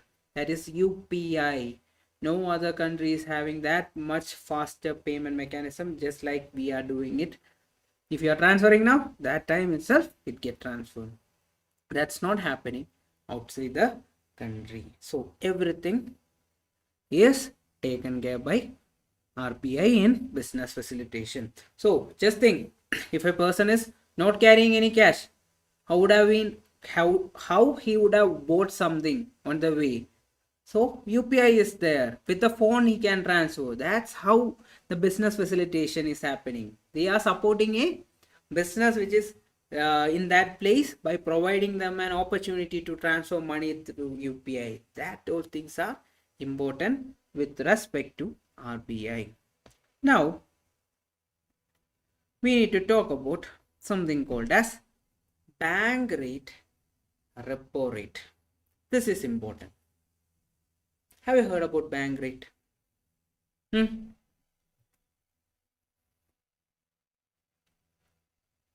Bank rate. Have you heard about it? Yeah, you might have studied it already. Bank rate is the rate of interest at which RBI lends to the bank. Rate at which RBI lends to the bank. Then repo rates, read the same thing. Rate at which bank borrow money from RBI. Are the both things same? Are the both things same? Only thing with repo rate is that against pledging.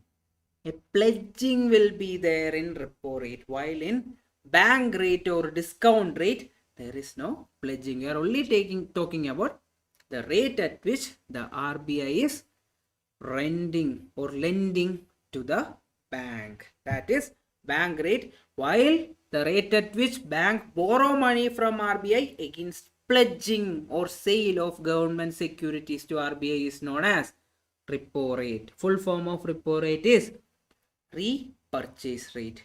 The shortest duration is up to 2 weeks. These are the cases with bank rate and repo rate. Then there is something called as reverse repo rate. That is more simple. Sometimes the bank will be having surplus amount of money, right? They will be having a lot of money. So that money, if it stays in the bank, they are not getting anything. So in order to get an interest, the bank will give this, invest this money in, or put this money in RBI. For that money, RBI will give an interest. That is called as reverse repo rate. Is it clear? Then, cash reserve ratio, CRR. And there is something also called as statutory liquid ratio. I'll tell you a very basic example. Cash reserve ratio means there should be a minimum ratio at which cash should be with the bank. So people are investing FD. Two people came with 1 lakh each and invested 2 lakh in the bank as FD. The bank will give interest rate to this investors in the coming months and all. But one other person came for a loan. By collecting the collateral, what did the bank do? Bank gave 3 lakhs loan. The extra 1 lakh was there, 3 lakhs loan. But the next day, these two people came and asked for the money back. Where will the bank give the money back to them? So that issue shouldn't happen. That's why there is a minimum ratio at which bank should keep some liquid cash. That is called as CRR. Is that clear? If it's not clear, we'll explain again. Tell me, is that clear? If you understand that, SLR also will be very easy for you. Yeah. SLR. SLR means statutory liquid ratio. They might ask the full form also. Statutory liquid ratio. Bank should keep a minimum as liquid asset within the bank. That is called as CRR. For example, gold and any other kind of liquid asset, bonds or anything should be within the bank at a minimum value. Otherwise, they won't be able to do any transaction. They won't be able to give loans. They won't be able to accept some money. That won't be possible. That is the case with SLR and CRR. 1 minute. So you got the idea for CRR and SLR. CRR and SLR, there should be a minimum amount of something within the value. If it's cash reserve ratio, it should be a minimum cash reserve. Likewise, if it's SLR, there should be a minimum liquid asset there with them in the bank. Otherwise, they won't be allowed to do their functions which were supposed to do by the bank. They won't be allowed to give FD. They will not be allowed to give loans. Nothing won't be allowed. In every day, in news, it will be like RBI take away the opportunity of this bank to give loans. This bank to allow FD. Everything is based on this. Okay. Now, we will talk about the second one, SEBI. What is the full form of SEBI? Security Exchange Board of India. They will be regulating the stock market. According to which act? According to which act? SEBI Act 1992. It was established in 1988, but it came to power with the SEBI Act and all by 1992. That is the case. Okay. They before that, Everything was taken care by someone called as controller of capital issue. Then this controller of capital issue was repealed or replaced by whom? SEBI. A question can come. Before SEBI, who was controlling the capital issue matters in the country, or regulatory authority taking care of all that things? Who was it? Controller of capital issue. It was repealed by whom? SEBI in 1988. So it is taken care by the headquarter is in Mumbai, just like RBI. Where was the RBI's headquarter? Mumbai. SEBI's headquarter is also in Mumbai. It is managed by a board. A chairman is there, appointed by central government. 2 members from Ministry of Finance. Then 1 member from RBI. RBI is also giving a member. Then 5 other members from central government, and 3 should be full-time members. They should be there all the time. Anyway, the central government itself is making the members of SEBI just like how they did with RBI. So that the government will have the power of the people who they are working under them. That's how it works. Then what is the role and function of SEBI? First one, we will talk about the role. To protect investors' interest. So I am an investor in NSE or BSE. I have a demat account. I have a trading account. With that money in trading account, I am buying a stock. That stock is going to the demat account. If something happens in between, who will help me? SEBI. That is called as to protect the interest of investors. Second thing, promote development of and regulate securities market. They will promote and regulate the market. We all know about that. They are promoting the market. When you open the TV, there will be ads about mutual fund. Who is promoting it? SEBI is only promoting it. And also they are regulating the market also accordingly, according to the market risk and everything. They are regulating it. Then matters connected to anything related to market, they are taking care. These are the roles. And we will talk about roles in business facilitation. How they facilitate business. Ensure steady flow of fund for corporates. They make sure that fund is there for corporates by initial public offering and everything. They make sure of that. Then help overseas entities to invest in Indian market. We discussed about foreign institutional investors, right? That is there. They will help them to investors or our entities to invest in overseas markets. That is the case with business facilitation. Next, functions. Quasi-legislative, quasi-judicial, quasi-executive. Quasi means what? Anybody heard this word? Quasi. Quasi. Quasi. What do you mean by that? Quasi.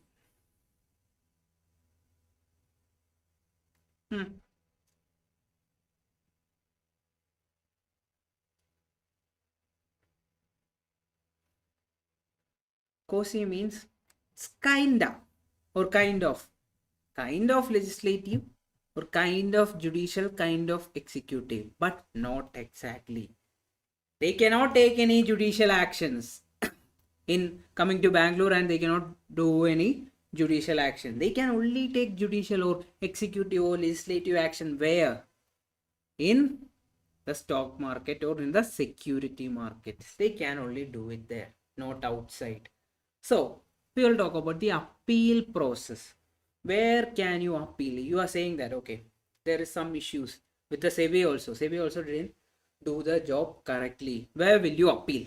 The first appeal will be in Securities Appellate Tribunal. If there also your appeal is not done, then you can go to Supreme Court.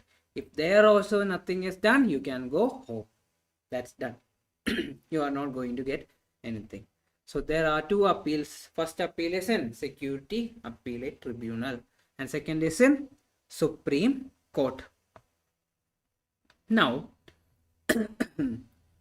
we will go to the next regulatory body, which is called as CCI, Competition Commission of India. According to which act? From the name itself, just like in RBI, there are two acts, RBI Act and Banking Regulation Act. In SEBI there was SEBI Act, and in Competition Commission of India is established under which act? Competition Act 2002. Mainly they are done to prohibit anti-competitive agreements. So two competitors are there. So what if Vodafone is saying that, okay, I'll collect some money from Jio and I will stay out of the business. Will that be allowed in the country? No. No sort of anti-competitive agreements are allowed in the country. Who will look after that? Who will look after that? CCI. Then abuse of dominant position. If some dominant people are there, dominant companies are there, they cannot abuse small companies. Who will look after it? Who will look after it? CCI. Then regulates combination. When Vodafone and Idea decided to combine themselves, who will regulate it? CCI. Then everything related to competition in the market is taken care by whom? CCI. CCI is managed by a chairperson and 6 members by central government. For every term, it is taken care by whom? The central government. And there is a 6 member committee and a chairperson is also there. Got the idea? There was something called as MRTP Act long back. That was replaced by whom? Competition Act. So, role to prevent practices having adverse effect on competition. Second, to promote and sustain competition in the market. So if competition is there, who is having the benefit? Tell me. If competition is there, who is having benefit?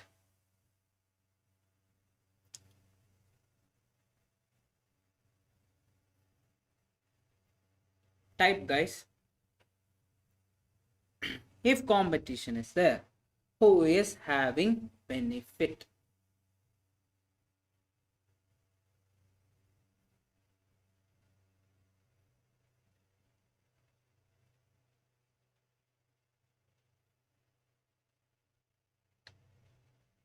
Yeah, customers is having benefit. Customer is having benefit. That's the major role of CCI. They should make sure that competition is there. So at the end, customer is benefited. Then to protect interest of consumers, to ensure freedom of trade carried by other participants. Other participants are also there. Even small companies or small businesses can do business in front of huge businesses. Who will take care of it? CCI. Then role in business facilitation. They ensure fair competition. Fair competition is there. In the past, there was huge advertisement war between Horlicks and Complan. They were choosing the name and they were competing in the advertisement, TV advertisement and all. Complan will be like, okay, don't drink Horlicks, it's not that great. So drink Complan, it's much more better. Likewise, Horlicks was doing the same thing. So CCI take catch of them and put a huge fine on both of them because they were not doing it in the right manner. There was no fair competition. Then protect businesses from other businesses unfair practices. That is also you can understand from what it is. Yeah. Then next thing, IRDAI, Insurance Regulatory and Development Authority of India. IRDAI. So what will they look after? They will look after the insurance. The insurance industry. It is one of the most least explored industries in the country. Around 11 to 12% of the country of the population are using insurance. So there is a huge market for insurance in the country. Who will take care of it? ArDAI. Then role in business facilitation. So they will regulate and develop insurance industry in the country. They will look after everything regarding insurance industry. Then they protect the interest of policy holders. So the policy holders interest is taken care by whom? ArDAI. Then they will educate public about the benefit of having policies and all. The benefit of having a health insurance, benefit of having a house insurance, benefit of having a car insurance. All the things will be told by the excuse me, told by the ArDAI to the public. That is ArDAI. According to which act? Under Insurance Regulatory and Development Authority Act 1999. That is all. Now we are going to the last topics. Till now we were discussing about funding or non-funding. Till now we were discussing about non-funding institution. Now we are going to discuss about funding institution. They will give money.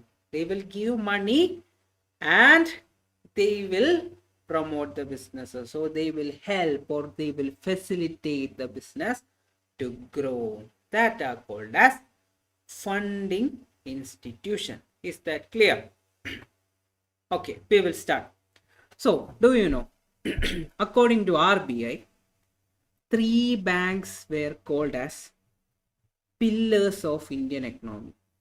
If any one of the bank fail, the entire Indian economy will fail. It was said by RBI. Do you know which was the bank? Which 3 are those banks? Any guesses? Type, guys. No, not NABARD. Not Canara Bank. Not IDBI. 3 banks are there. Not Punjab National Bank.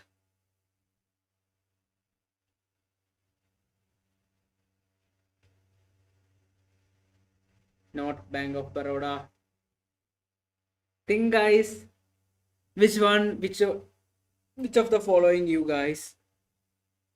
ICICI. That is one is ICICI. What is the second and third?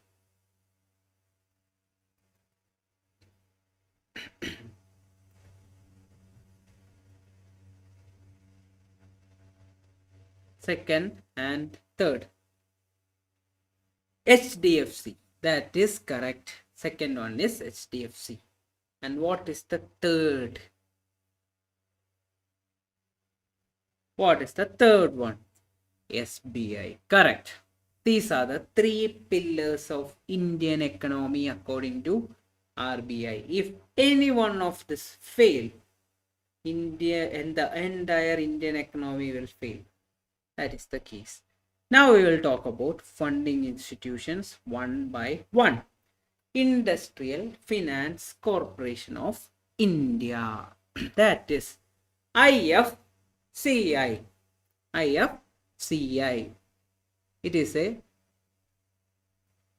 a funding institution. Full form of IFCI. Industrial Finance Corporation of India. They are mainly influencing which sector? Agro-based industry, service industry, basic industry, and capital and intermediate goods industry. These are the 4 industries influenced by these people. What are those 3 industries? 4 industries. Agro-based industry, service industry. Service industry means hotels and hospitals will come under it. And basic industry, iron and steel, fertilizers, cement, everything will come under that. And capital and intermediate goods industry will also come. So these are the industries which can take support from or take benefits from where? From IFCI. Is that clear? And this next line is much more important. According to the government of India, IFCI is a nodal agency for scheme of credit enhancement guarantee for scheduled caste entrepreneurs in March 2015. Who was it?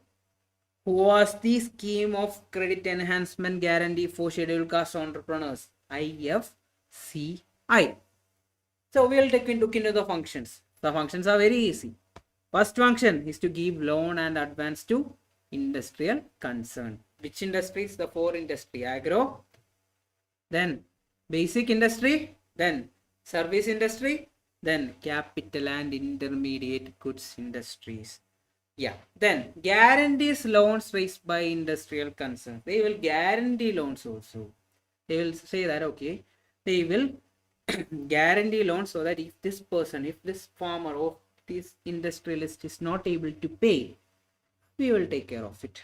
Then underwrite shares and debentures of the industrial concerns. They can also underwrite shares also.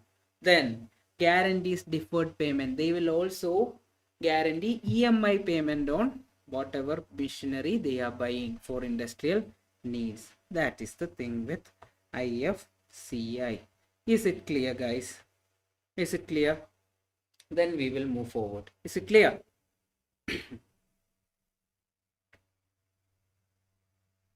Okay. Yeah. Next thing. SIDBI. Small Industries Development Bank of India. Small Industries Development Bank of India. That is the full form of SIDBI. You should know that. Okay. What are their functions? They will support the following ministries, and which industry they will be supporting? Small, medium and micro level industries they will be supporting. That is MSMEs, Premier Financial Institution for Promoting, Financing and Developing MSME, micro, small and medium enterprises in the country. They will support MSMEs. Okay. They are nodal and implementing agency for various ministries. Which are the ministry? Ministry of MSME. Second, Ministry of Textiles. Then Commerce and Industry. Then Food Processing and Industries. They support these ministries. Sometimes it will ask, we won't know if we will ask it or not. So these are all about SIDBI. Main thing you should understand, they will support which industries. Will they support a large industry? No, they cannot support large industry. They will only support MSMEs. What are MSMEs? Micro, small and medium enterprises in the country. They won't support anyone else in this country. Anything other than medium, micro or small.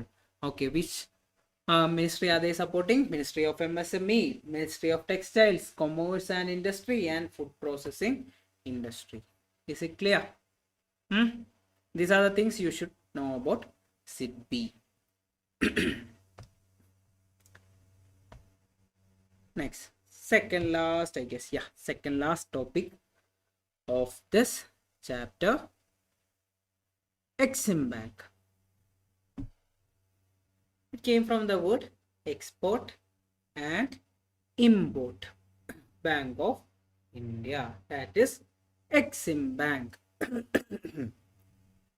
They took over what?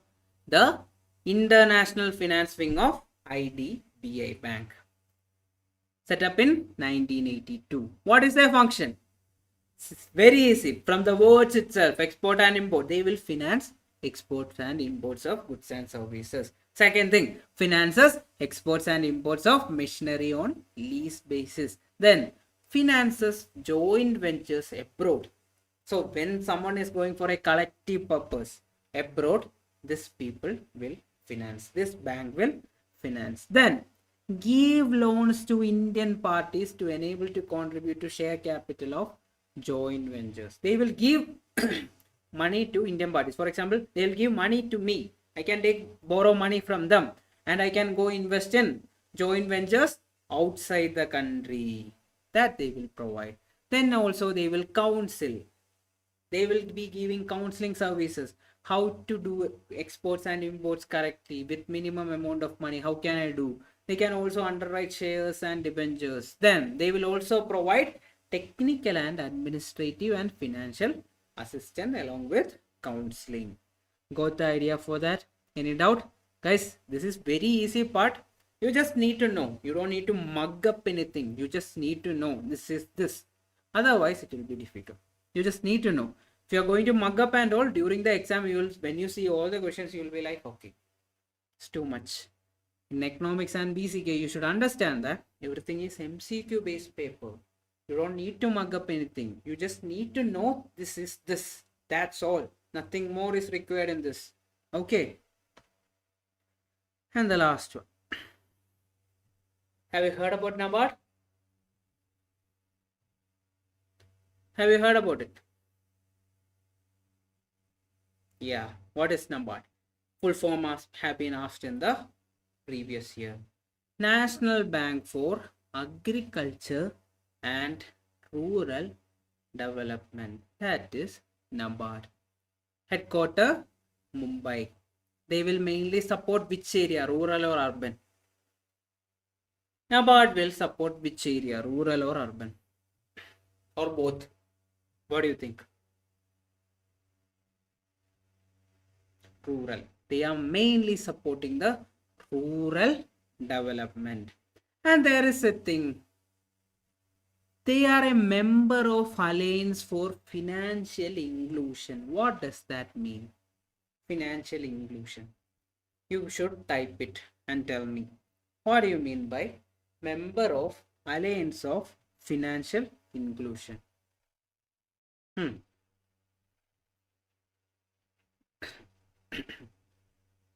Come on.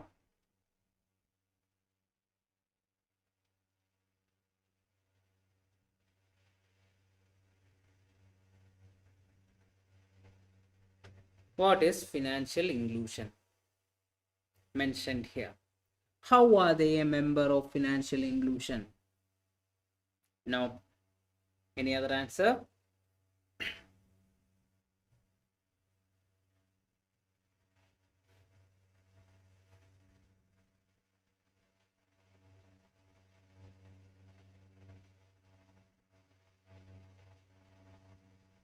No.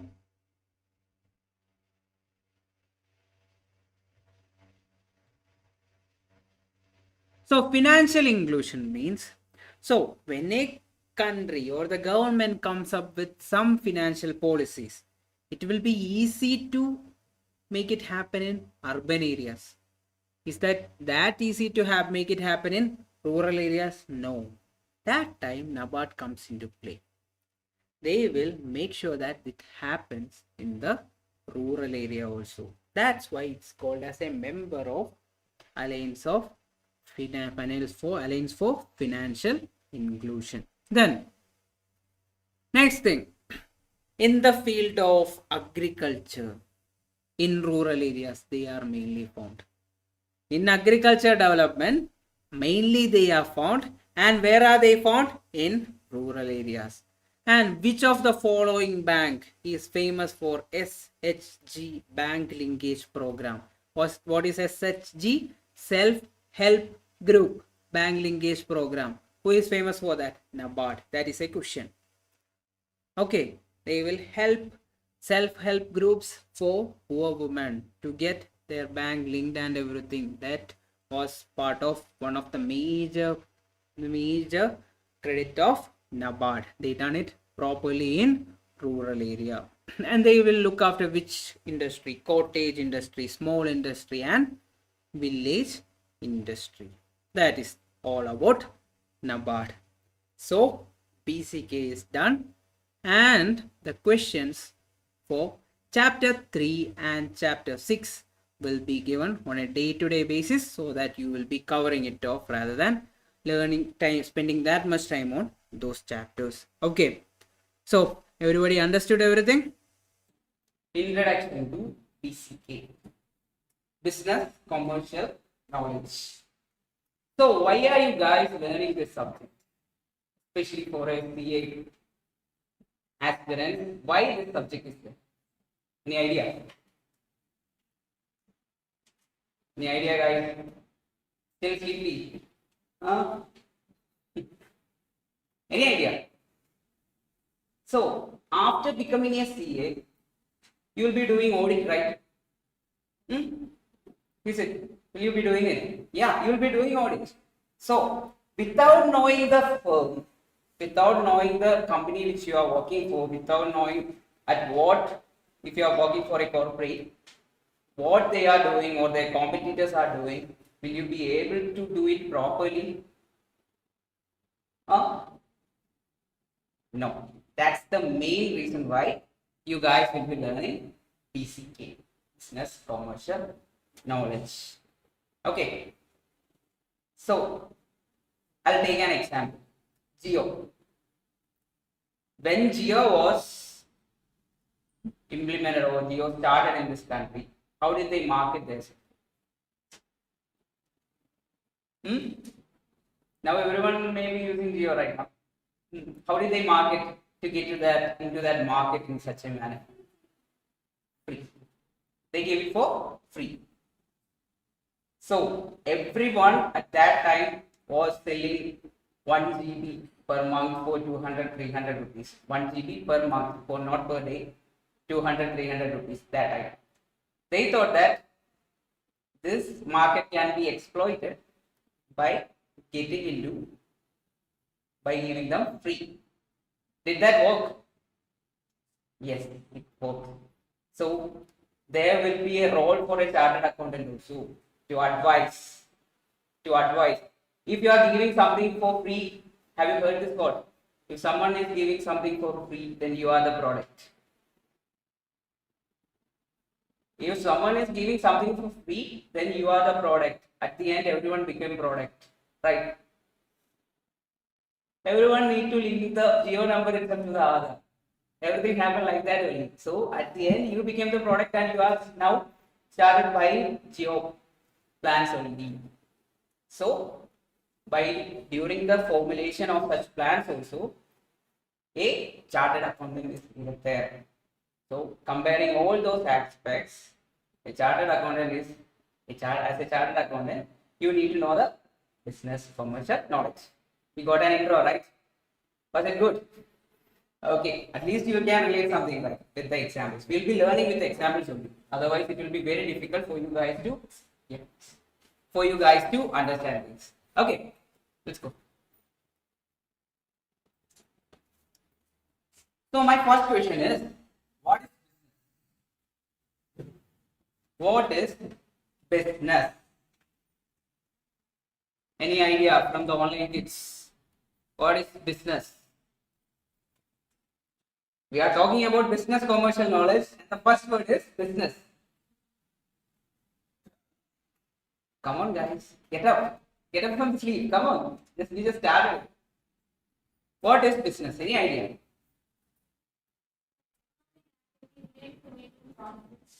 Okay, perfect. Good. Any other? Any other suggestion? Is working for a company is a business? What is that called? Employment. That can be called as employment. Then in the production stage, in order to sell a product, we need to produce it, right? We need to produce it. So production is involved. In order to sell the product, what you should do? Marketing should be there. So we can say logistics should be there, right? Then in order to reach the market, in order to people to buy it, stores should be there, any other platform should be there. Combining all these things will be a broader view of business, right? A profit should be there at each one for each people. Then only it will become a profitable business. So you think like that. If one guy fail, will the entire business sustain? If I can produce it, but the logistic guys are facing a lot of losses. They are facing a lot of losses. Will the business sustain? No, because it won't go from. It will be produced, not marketed or not sold. So, like that. Okay, I'll give you one. Activities relating to production. First one is production. Second one is distribution. And the third one, the last and final one, and the important one is exchange. Activities relating to production, distribution. Okay. That is called business in a broader perspective. Okay. We will take some words. Industry. In an industry, what do you guys think? Production. Production happen in the industry. Do any one of you guys have any plan of starting anything in the future? Any startup ideas? Even a restaurant? Any idea? Even a small tea shop? Is that a business? Yes, it's a business. Okay. Any idea? Any? You from the childhood onwards, you would have some dreams, right? What about online people? Any dream about starting something new or something which is there, but you also need to do? Nothing. You guys are going to become CA, right? You only want to do audit and taxation. Crazy. Okay, nice.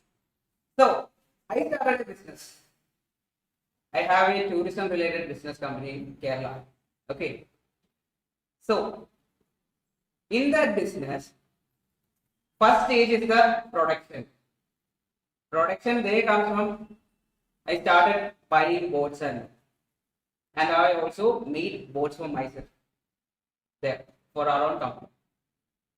So there comes the production stage. Then comes the next stage, distribution.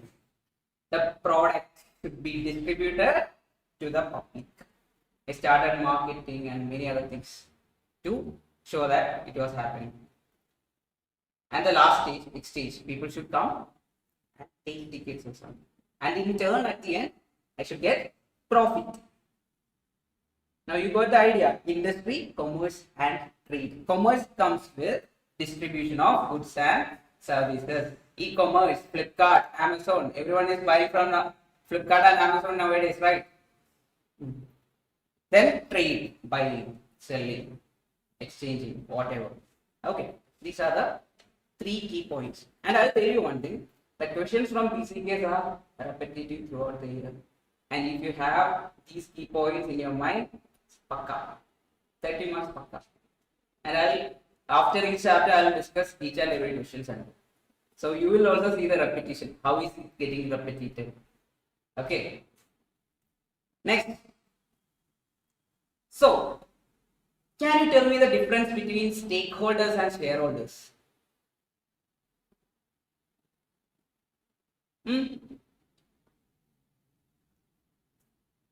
What's your name? Vishan. Okay. She is starting a sanitizer based company during the time of Corona. Okay. She started a company. Anyway, production is happening in the industry level. She has some major shareholders. And also, she has some stakeholders. One mistake everyone makes with shareholders and stakeholders is that they will think that both are same. They are not same. Shareholders are also stakeholders, but stakeholders are not shareholders. Okay, shareholders are stakeholders, but stakeholders are not shareholders. So, customers, employees, shareholders, whatever other kind of people coming into that set during an industry is made, they all come under this category called stakeholders. Okay. Are you hearing it for the first time? Till now you are thinking like both are same. Okay. Good. So stakeholders.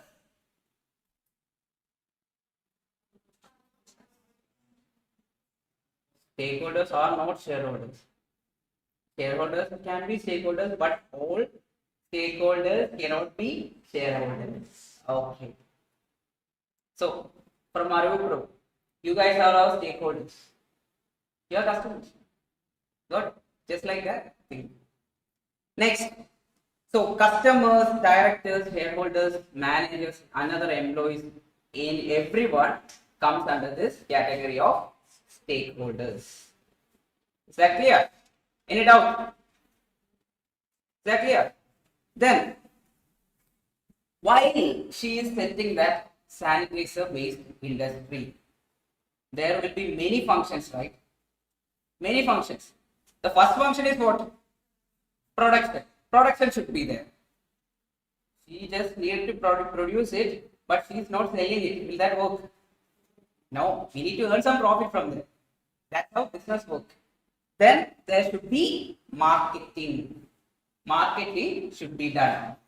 While you are learning this also, just think about any industry. Just compare that and you are starting this. First thing is what? First function should be production.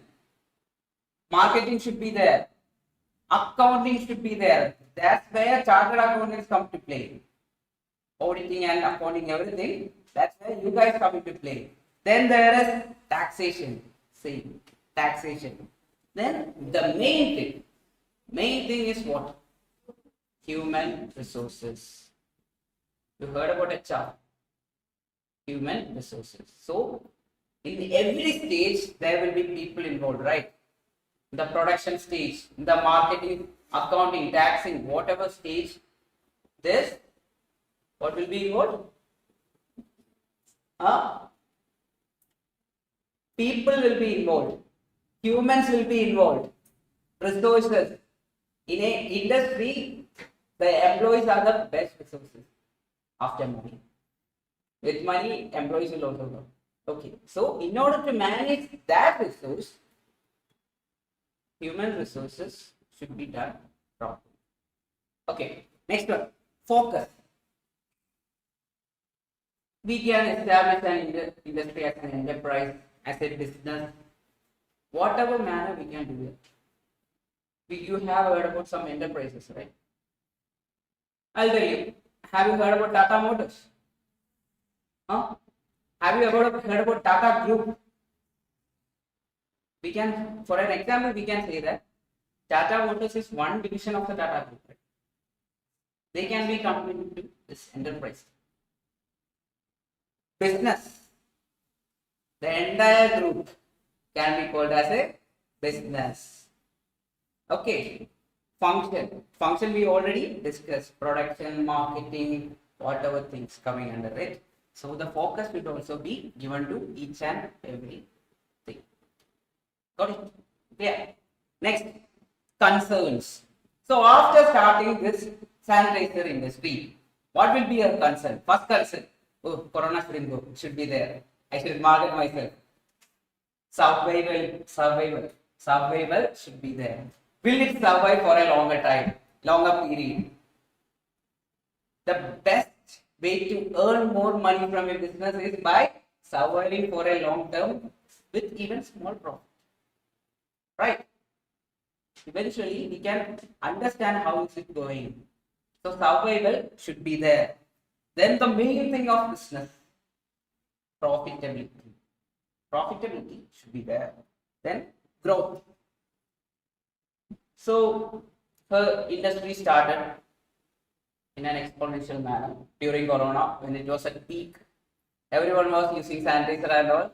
It was at peak.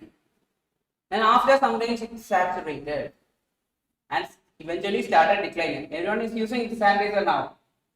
No. How life changed, right? Within 2 years. So, growth. A major factor is growth. How the industry will grow. Along with that, she decided to start some other things like beauty products. She decided to start along with sanitizer. But everyone was asking her, why did she start that? Everyone is wearing mask and all nowadays. Why did she start and no one is going out? But the corona went down. Beauty products usage also went high. Okay, like that. A growth should be there. As a business, at the end, a growth should be there. Got it? Now, sustainability. Sustainability can be of two types. Two types of, we can explain it in two ways. One, the sustainability of the business. What will be the sustainability of the business? Huh?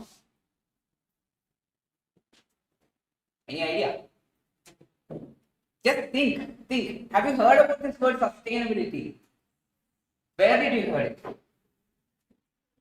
School. How? In which chapter or in which paper you heard it?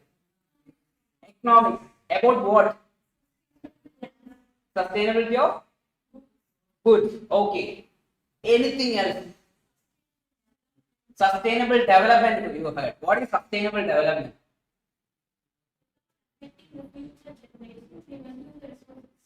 Okay, perfect. So whenever you are starting a business, you should always care about the future generation also. So sustainability should be in two manners. One, the sustainability of the business itself. Second one will be the sustainability of the environment. That's the thing. Without affecting. If you are exploiting the entire thing, will there be something left for them? Or you can be a narcissist. I want everything. Okay, I'll take all and I'll leave. Let the future generations suffer. So sustainability should be there for the business as well as regarding the environment. Oh, sleepy guys. Anyway, I'll tell you, if you listen to this class properly, while we are doing the questions at the end, you'll be like, this is easy. Because everything from this textbook or from this PDF will only be discussed and it will only come for sure. So, while comparing the ICM material and all, it's very vast. If you start reading today, you will start feeling bored. That's the main thing about that. Okay, next. Governance, values and ethics. Governance, values and ethics. There should be a proper governance. Within the business itself, there should be a proper governance. Without proper governance, will the business sustain? No. Without proper governance, the business won't sustain. Then, values. Everyone adore Ratan Tata, right? Everyone adore. Almost all the Indians adore Ratan Tata. Why? Because of the values which he proclaimed. Even during the Corona time, they were the company who didn't even sack anyone. Job security was there. That's because that's their value. They are treating humans that way, human resources that way. Values and ethics, that also comes under ethics. While doing something, there should be ethics. Unethically also we can do things, ethically also we can do things. So, comparing everything, ethically we should do things for a business.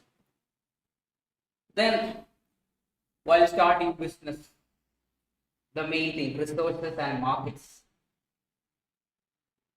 In order to start, we are taking her example only. While reading also, you should go like that. Take that example, or you create your own example and just go forward. Then it will be 100% sure you will get it. Resources should be there for a sanitizer industry. What all resources, chemicals and all, that should be produced somewhere from something else. So resources should be there. And that also includes labors. Labor should be there for production part. Then equipments. Equipment should be there. We can also mix and make, but with proper equipments only a vast production can be made, right? Like that, equipment should be there. Then main thing, capital. Without capital, can you do anything? Without capital, nothing is not happening. Without capital, chartered accountants are also not needed. So capital should be there. Then labor, products, markets, and the market should be there. She started at the correct time. During the Corona time, the market is well versed. to buy her product. So like that, markets. That's the main thing about the markets. Understanding the market properly and producing with lesser capital for more profit. Good. All good. Till now all clear? Okay. Disciplines. Disciplines. Once again. Is it visible?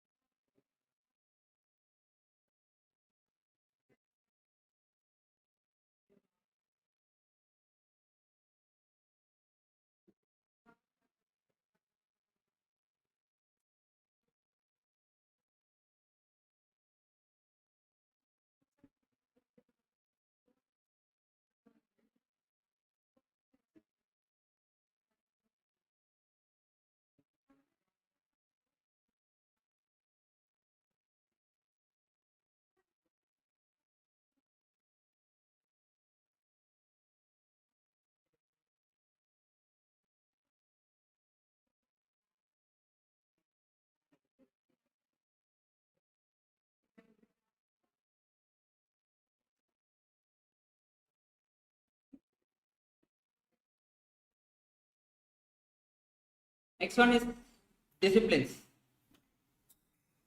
While starting a business, you should follow the laws, right? Without following law, will you be able to do it properly? No. Many things will come up in between.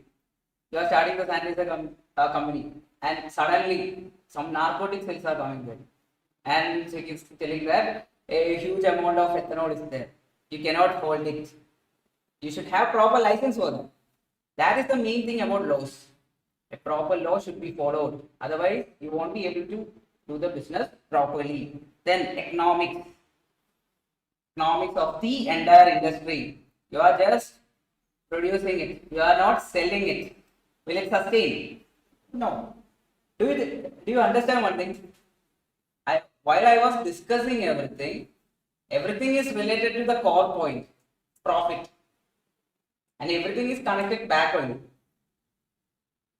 At the end, it's all about profit. Coming to this part. Okay. So you can also learn that. Then philosophy. We already discussed about values, ethics and all. There should be a proper philosophy while starting the business. Then psychology, learning the market, how the customers are feeling, how should we market it in order to gain attention and all. Knowing the market comes under that. Then sociology, knowing the social concepts. Done. Then activities, we already discussed manufacturing, trading, commerce. What is manufacturing? Production. What is commerce? Is that trade? Distribution. That's the thing. Commerce comes with distribution. Just think, the Flipkart person is coming to you. Then you are paying the money. Then it's a trade. Comes to you. That is commerce. After paying money, it's a trade. Okay. Then the industries or the businesses can be categorized into micro, macro, small or medium, whatever, large. We can categorize them. That is the scale. Based on the scale. scale of production. We are categorizing them. Scale of profit or the scale of capital, they get it. We are categorizing based on the scale, like micro, small, medium, large. Okay. Then geographic scope. Local. Some kind of community is only at one place. Some local chai or tea shop. It's there only, right? They are doing the business there and they are earning profit. That's local businesses. Sometimes local businesses have a heavier impact than any other MNCs coming there. Is that correct? Based on trust. What do you think? One day, there is a famous chicken shop in your local area from over 50-60 years. And one day KFC also came there. Will that local chicken shop or the chicken fry shop fail? No chance, because that's the taste which is people experience for a long time and still surviving. So sometimes local businesses or companies will also have a higher impact than any other MNCs or any other multinational industries coming there. Okay, then national. You heard about the BH registration, Bharat registration number plate. In Tamil Nadu, TN registration is there. In Karnataka, KA, and in Kerala, KL is there. Like that, there is something called Bharat BH registration. Okay, so Bharat registration is given to a person who is having, any doubt? Who is having businesses or working for a business which is at multiple parts of the country. So that kind of businesses which are at multiple part of the country or at multiple areas of the country are called national level or national geographic businesses. Any example of that? Any business concerned with franchises. Franchises are there. Any example? KFC is it national or multinational? Multinational. Any other example? Somebody? Reliance Friends. Yeah, you can go for it. Friends is there. Yeah, like that. So multinationals, we told about KFC, which are at multiple nations. Okay, multiple nations, which are at multiple nations. Tata Consultancy, which is the largest consultancy firm in the world. That's an example of multinational company. Okay. Have you heard about the startup called Soho? Soho is India's largest startup. It's the most profitable startup in the country and it's expanded all over the world right now. That became a multinational. Started as a local, then to a national, became a national, then it became a multinational. Like that, things can change based on the profit they earn. Without profit, they can invite some investment, just like Byju's did. They got a lot of investment and they were doing the business in that manner. Then what happened? Profit wasn't there. So they started sacking employees and all. And their production areas or even their offices started shutting down. Because yeah, lack of profits. That's the thing. Customers were not there. Then ownership. State or public. What does that mean? Owned by government. State level government or national government, whatever. In that state means the government. Or public. What is public? I am talking about a public sector company. Even public can involve in it. Public can own the share. Even public can own the share. PPCL shares, can you buy it? PPCL share. Yeah, it's in the stock market, you can buy it. How many of you are aware of the stock market? Everyone is aware, right? So some government companies are also public, not entirely owned by the government. Some part is also owned by the public. Okay, like that. Then private companies means corporate, the technical term, corporate, yeah. Private sector, private. Have you heard about private buses? Is private bus owned by government? Owned by individuals or group of individuals other than government? Okay, just think that way, then you will understand the concept than rather going very deep into that. Then brick and mortar, the old way, the brick and mortar way. There is you know about barter system. How does that work? Yeah, if I want some rice, I give some of the sugar which I produce. Like that. That was barter system. Brick and mortar involved in-store purchases. In-store purchases. They are going there into the store, like the old small shops are there, right? We are going there, we are giving money and we are taking it. Then there is a whole scheme of barter. Then in-store. Now the store thing is all different, right? There are supermarkets, we can go there, we can do card payment and everything rather than money. There was a time when card was not accepted or even Google Pay or UPI are accepted by the stores. Now in stores, we can do everything. Then the main thing, online. Everyone is buying via online. Why? It's convenient. Convenient. Then time saving, discounts, many things are there. So online market is more nowadays than the in-store or any other mode of. Okay. As I discussed, the first thing, importance of business commercial knowledge for CA, chartered accountants. Why do you need to learn this?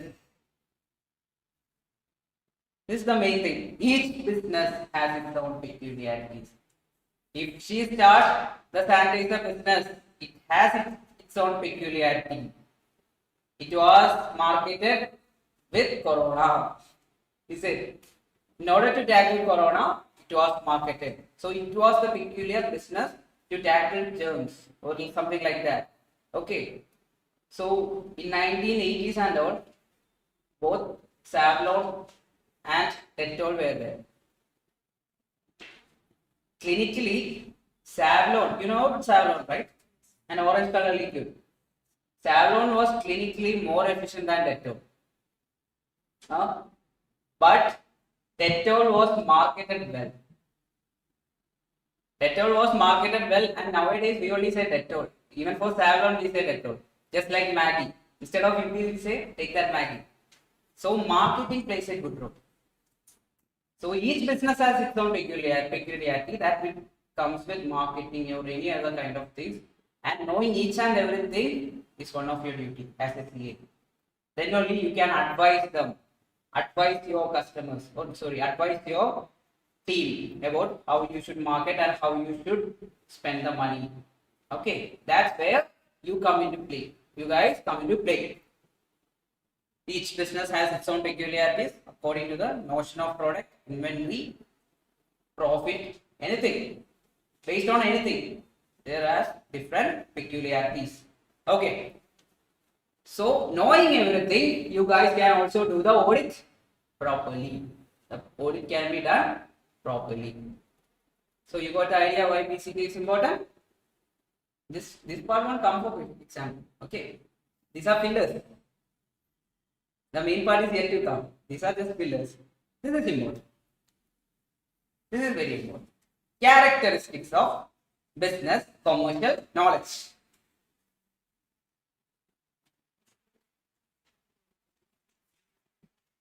There are three main characteristics. First one is vast. It is very vast.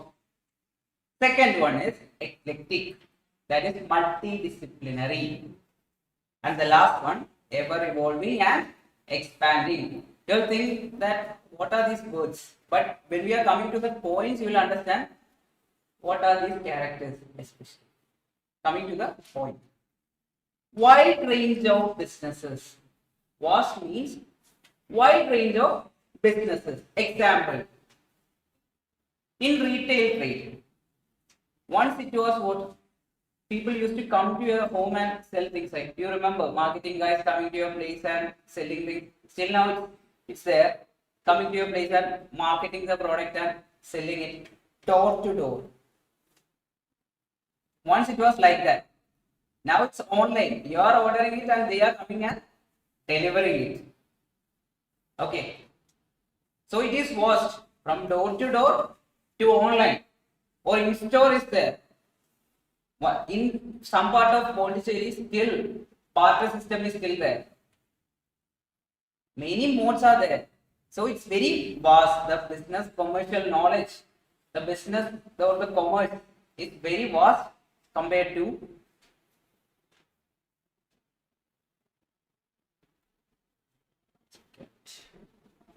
sorry guys, network error is there.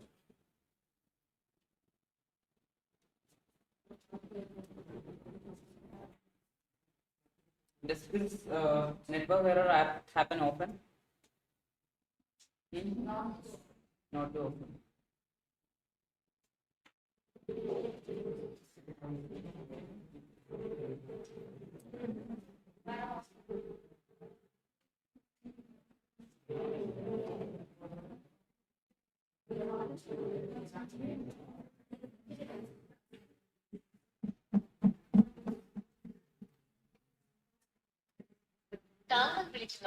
My idea is to make you guys learn this chapter today itself and to solve the problems today itself, so that I can give you the questions today itself and you will solve it and come back tomorrow. Okay. And I'll tell you there are two chapters which cannot be taught. Which cannot be taught in the way, because who is the chairman of SAIL, Steel Authority of India? Who is the chairman of Tata Group? Like that, entire portion is there. That's why I said 30 marks, not the complete 40 marks, because that's a very, you should learn it by heart, that part of the.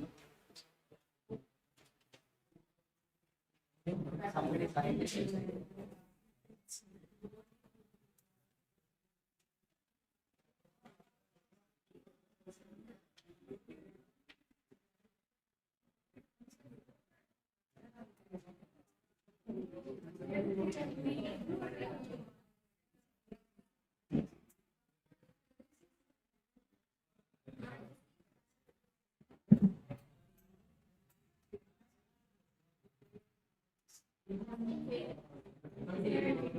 Okay. So the first thing is the vastness of the business. Vastness. The business area is very vast, and the knowledge should be also vast. For SEA, the knowledge of the entire business should be very vast. Just like the knowing the telecom market that time. Vodafone was there, Airtel was there, Docomo was there. Have you heard about Docomo? Docomo was there. BS still there. It's there. Okay. Aircel was there. They were the kit partner of Chennai Super Kings that time, I guess. Yeah. So everything was there that time. But Jio entered it, right? With their own business strategy, they entered the market and they got into it and they became the king of the telecom. Okay.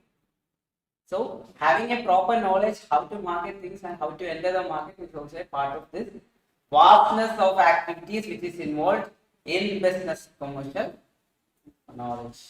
Then eclectic. We already discussed about things derived from various disciplines, various things. Even the product, if it's not good, if marketed properly, it can be sold. If it's marketed properly, it can be sold. So their main area is marketing. Their area is marketing. Then accounting and finance. And accounting and finance, we already discussed this. Just before only we already discussed it. And in the coming portions also we will discuss it again. Everything is Connected, that's the thing. Have you seen the series Dark? Everything is connected. Yeah. So accounting and finance. Accounting and proper finance should be done while doing any marketing. I am repeating it for the second time. Second time I am repeating. Next, operations. Proper operations should be done. Proper operations means from her sanitation industry, the production should be done properly, the logistics should be done properly, and even the selling part should be done properly with proper marketing. And everything is connected with what? The operations, entire operations. How does each and everyone work on time? That is an important point, which we are discussing for the first time. Operations. Then human behavior. We already discussed it. Psychology, knowing the psychology, how customers are feeling, how we should do the marketing or any other, how we should advertise ourselves, how we should do the commercial part of it. The psychology should be there, the sociology should be there. Social part. I will tell you an example. Will it be easy to market some of the food items which, for example, a particular area of people doesn't eat this kind of food. Carrot, they won't eat. For example, Jains, they don't eat garlic, onion, and many other things. Jains are living in a particular part, and you are going there with garlic and will it work? Will it work? No. You should know the social aspect also. Social aspect is very important. Then laws, we already discussed. Laws should be followed properly. The economics part, the ethics part, values part, everything comes under this multidisciplinary or the eclectic part of the business commercial knowledge. I am asking a question. Marketing, comma, operations, accounts, etc. comes under which character of BCK? Okay, got it. Eclectic. The word will be eclectic in the option, not multidisciplinary. Okay, they'll give disciplinary. You'll be like, I heard that word, and that's more easy to pronounce also. So go for that. Don't go for that. Okay, eclectic is the answer. Then ever evolving and expanding. We already discussed this. From in-store to online.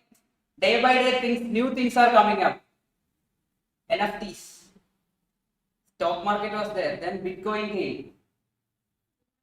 Yeah, crypto came. Everything came. So things are changing day by day. You even know that you can buy a piece of land in an online world. In an online world, a virtual land you can buy it nowadays. And people already bought it, thinking that it will grow in the future. You understand? Evolving. People are thinking in a different manner nowadays. Like that is happening. And even India told that we are going to charge this much percentage on Bitcoin transaction or crypto transaction. And they are saying that, the government is saying that we will start our own crypto. RBI will start our own crypto. The major important thing about crypto is that it is not governed by any governance. That's the main thing. That's the main idea of crypto. It's not monitored properly. That's why it was there and it's still there. Okay. So if government is doing it, do you think that those people who are doing transactions via Bitcoin and all will go for it? No. But they can monitor it. That's it. Okay. Simple. B2B things are there. Business to business. What is B2C? Business to customers. Directly going for the customers. Even Airtel is saying that I can sell it to the customer directly. And also they can go to some other organization and sell their product, right? For their calling purposes and all. They can do it, right? So business to business is there, business to customers is there. Then some of the important. So what are the three characteristics? Vast. One is vast, eclectic, evolving and expanding. So the three characters are clear. You will see it again. So you will learn it here itself. Okay. So as a chartered accountant or a normal person or as a student, how can you increase this business commercial knowledge? We can call it by the word business BCK coefficient or something, or quotient or something. We can call it BCK quotient. How can you increase it? How can you increase knowledge about anything? By reading about it, by learning about it, or even seeing things related to it. So that can be one point, right? Enhancing your knowledge about the commercial aspects by learning new things. How can you change this type of thing and make the business more profitable? By learning new things, you will learn about it. Have you even imagined in your school studies and all? There will be online classes and all in the future. People learn new things and they started implementing. So that's one of the way you can increase the business commercial knowledge. Okay, then one more thing is there. Business is all around. Just check around this Nungapakam area. Tea shop is there. Hotels are there. Many other things are, institutes are there. Many other things are there, right? In this area itself. In the roadside also people are selling and earning. So business is all around. If you watch one thing, okay, that guy is doing good. The customers are more. I should start the same business at the same spot. Sometimes it will survive. You have seen some commercial streets and all. Every textile shop will be in the same area. Will be in the same area.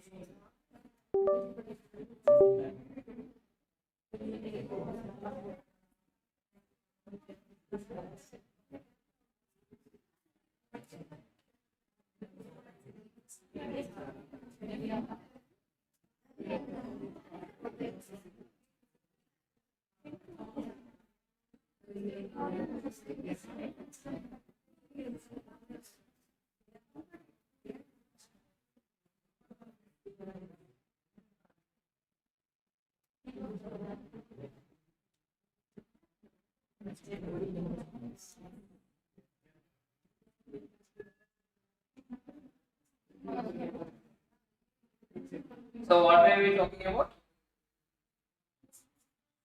Yeah, the tea stop which is all around, and the hotels which are all around. So the business is all around, and as I told about the commercial street or something, the textile shop should be in the same area because there they can market themselves because people know that there are textile shops. So people will come there without even proper marketing that can be done. So business is all around, and you even can start a business with a simple idea of that. Then, is commerce background needed to start a business? No, not necessary. Anyone can start a business. No one is going to question whether you are or you should study BCom. Then only you can start. Government doesn't have any policy like that.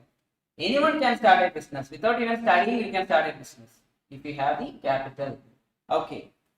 Then the main thing, as I told, the observation, observing things around, and the experience. Observing things and the experience you get from doing things, you can start your own business. Is it? Is that correct? First, proper observation is, if proper observation is there and you are learning things and you are thinking that okay, I have enough knowledge to start a business like that, which I have learned from there. So proper experience and observation can also help you start a business and also increase the business commercial knowledge. The next one, what, why, where, how, who, when. Take her example of sanitizer. What was the product? What was the product? Why? Corona period. Why was there? Then where? In the area. People needed it. In the entire globe, people needed it. How? Product is there. She can market it. She can whatever way. Without even proper name of her product, she can easily sell it because people are buying things which are cheap. Since it's a local thing, she can sell it at a cheap price also. Okay. Then who? Who are the customers?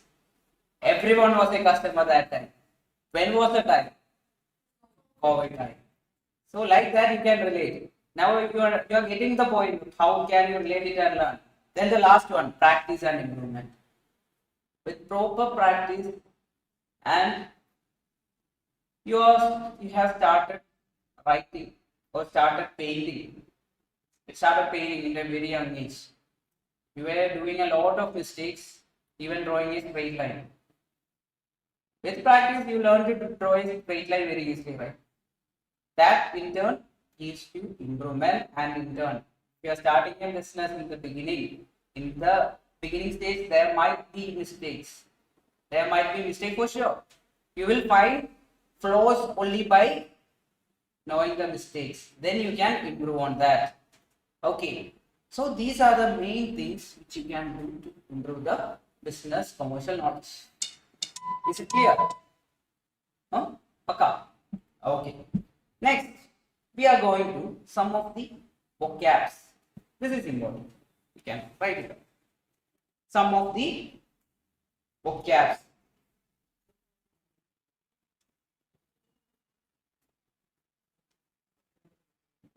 Which is used in the business, which is derived from some other part.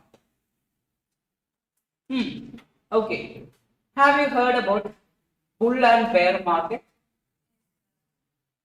In stock market, that word is used. In the business or the commercial aspect, they are used. When is the bull market active?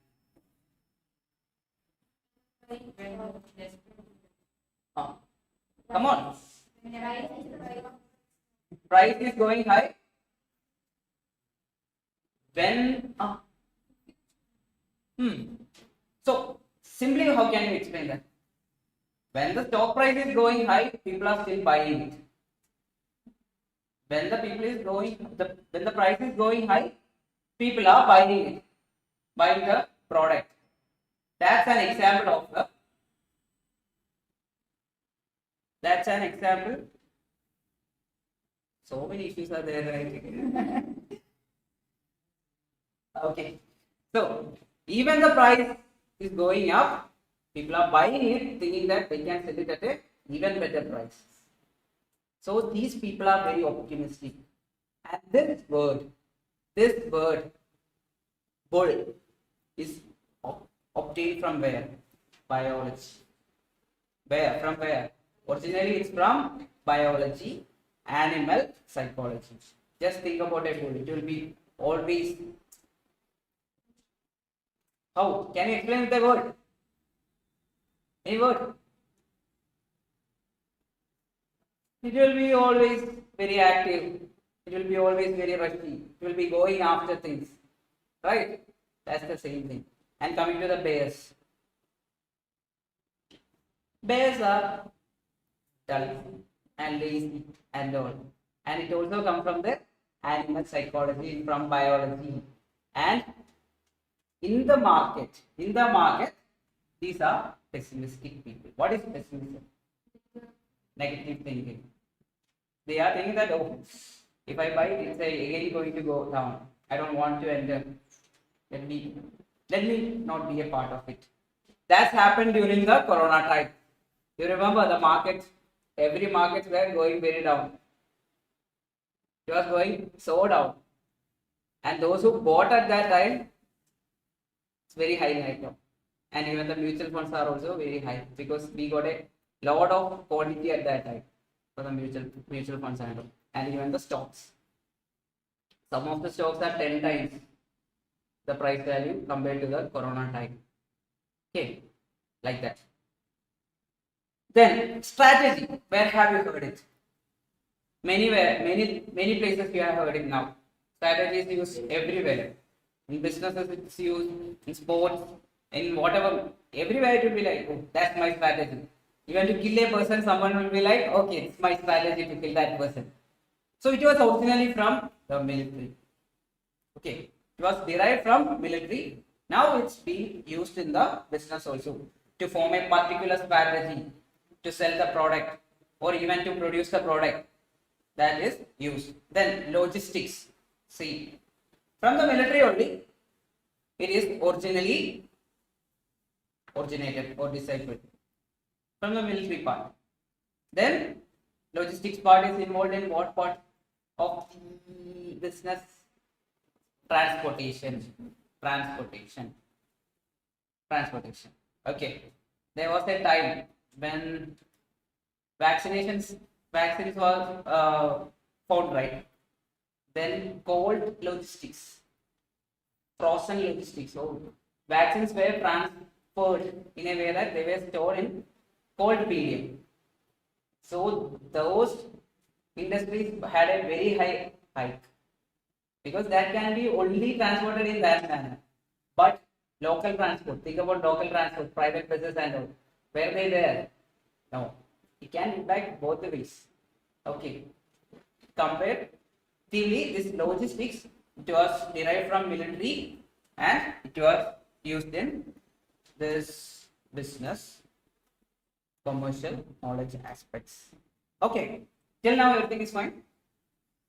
It's a boring subject, I know that, but you should just survive with me so that you can score mark. At the end, we will be discussing each and every problem from this topic and we'll be moving forward. Okay.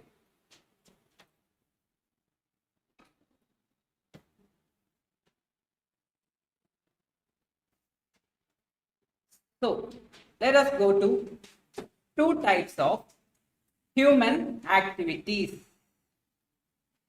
Human activities.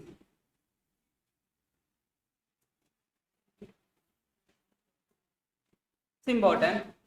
Questions will come for sure.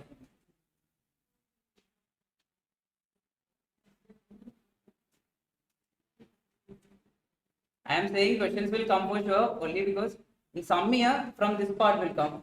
In another year some different part will come. You understand? So every part is important, but mostly from this part questions have come. Okay, from in many of the years, and this is the last time we will be having BCK. So it will be normal only. They won't try to implement new scheme for the last batch. It will be normal questions only which was focused in the past time also. Okay. So human activities are of two types. Human activities are of how many types? What are those types? Economic and non-economic activities. What are economic activities? Which involves profit. Economic activities involves profit. Getting something in cash or any other kind of something. That is economic activity. So, if you are making a Valentine's Day card and selling it, that's an economic activity. If you are buying it and giving it to your girlfriend, that's a sentimental or non-economic activity. Just think like that.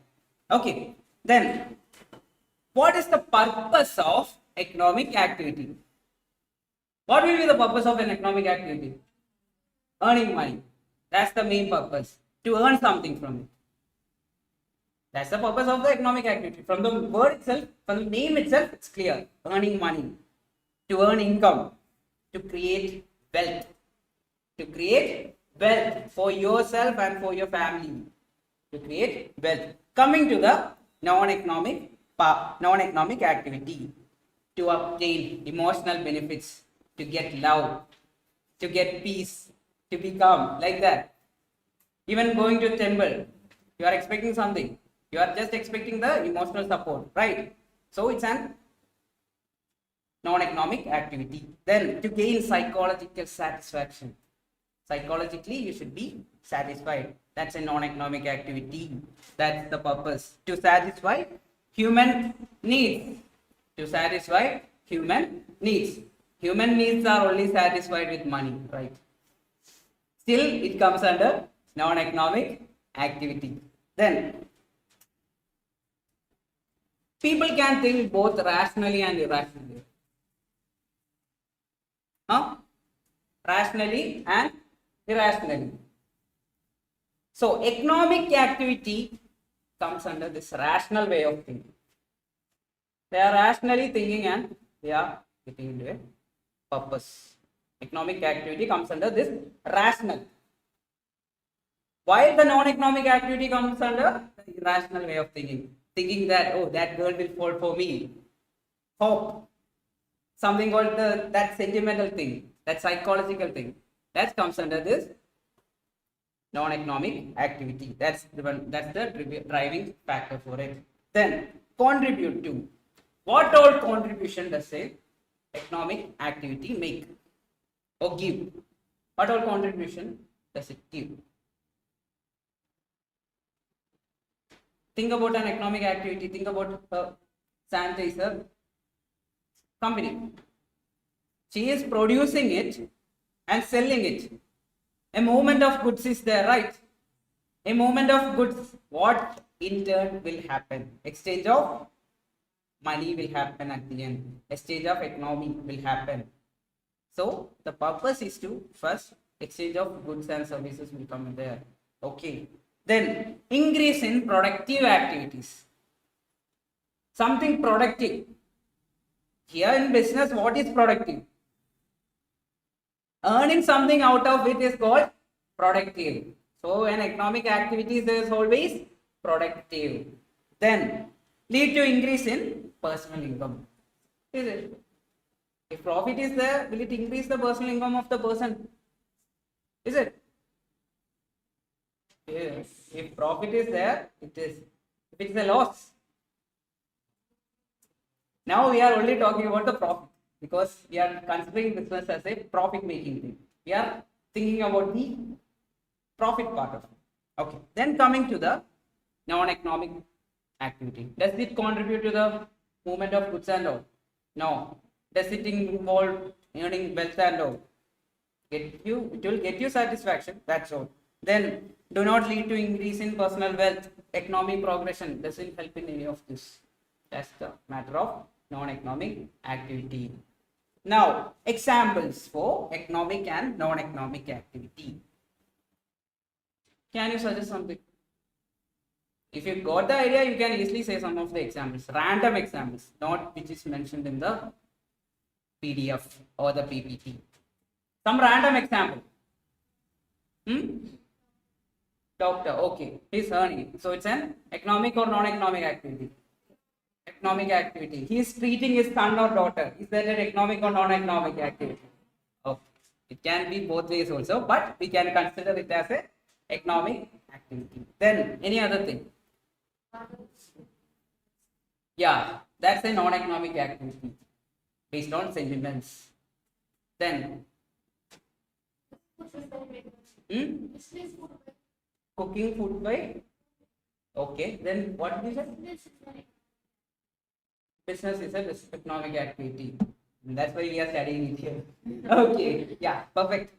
Cooking food by homemaker. Okay, that's it. That is okay. If you are selling, if you are eating it, okay, like that we can save it. And coming to here, some examples are there: social, religious, cultural. Is actually religious things a non-economic or economic thing? Economic, but we will only consider that as non-economic. According to our books and all, it should be non-economic. Okay, got it. Tax is not good. Then here is another example. If a carpenter make a furniture for himself, it's a non-economic activity. If he made it and sell it, it's an economic activity. Yeah, one more point is there. It is interesting to note that even a non-economic activity has an economic point. Right? Even take the example of the carpenter itself. In order to buy that thing, you need to spend something. And other person is earning. Like that. Okay. We are going to discuss about the characteristics of economic activities. Everything clear till now? Okay. Good. Okay. So first one, income generating. Is an economic activity income generating? That's why it's called an economic activity. Then, is it productive? We already discussed this. Productive. Then, consumption. Consumption is involved. Then the last one, saving, investment and wealth. These are the 4 characteristics of economic activities. All good? Okay. So income generation can happen in different ways, right? So one person may be selling teas, one person may be walking, some person may be a chartered accountant, some person may be a doctor, engineer, anything. So income can be generated based on their skills and their talents, or any other way they can be generating. So that comes under this income generating part. Okay. We already discussed the examples and all. Now you can easily relate it, right? So, income is generated. I am saying that income is generated in the process of production. Is that correct? Income is generated in the process of production. What do you think about that statement? Anyone have any suggestion for that? How do you explain that thing? Can you read that word or that second point, the fourth point of the income generating part?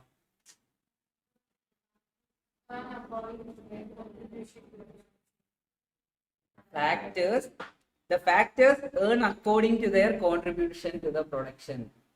So, while production, her sanitizer production part, some laborers will be earning, right? Huh? Is that correct? Or will they work for free? Is it still slavery?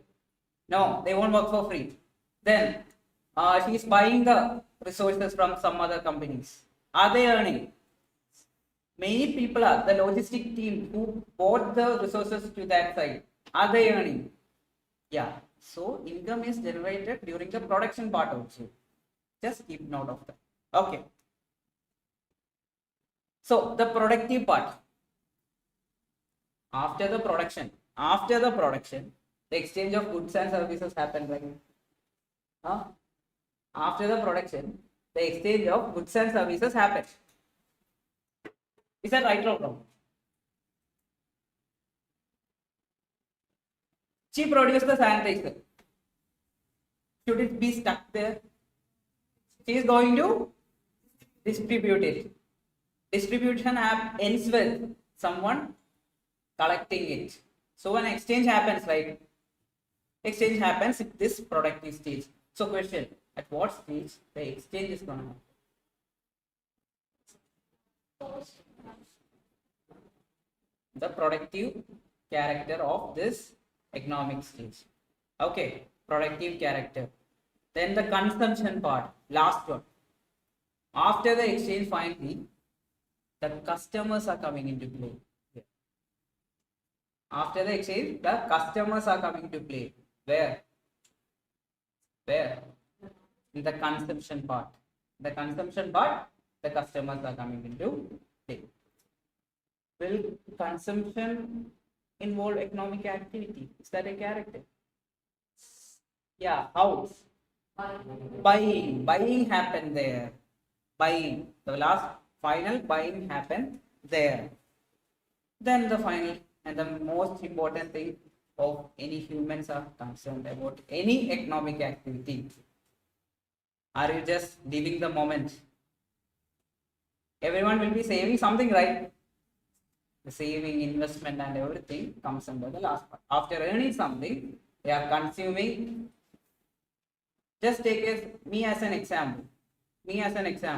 The first stage, I am generating my own thing. I am income generating.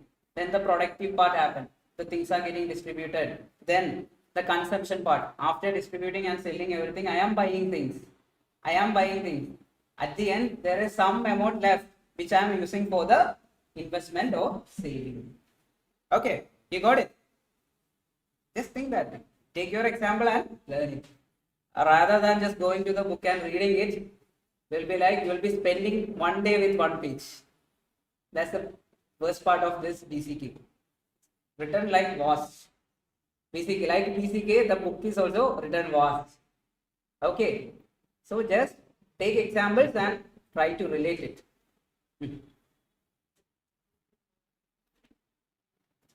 We will go to the income generating part into another category.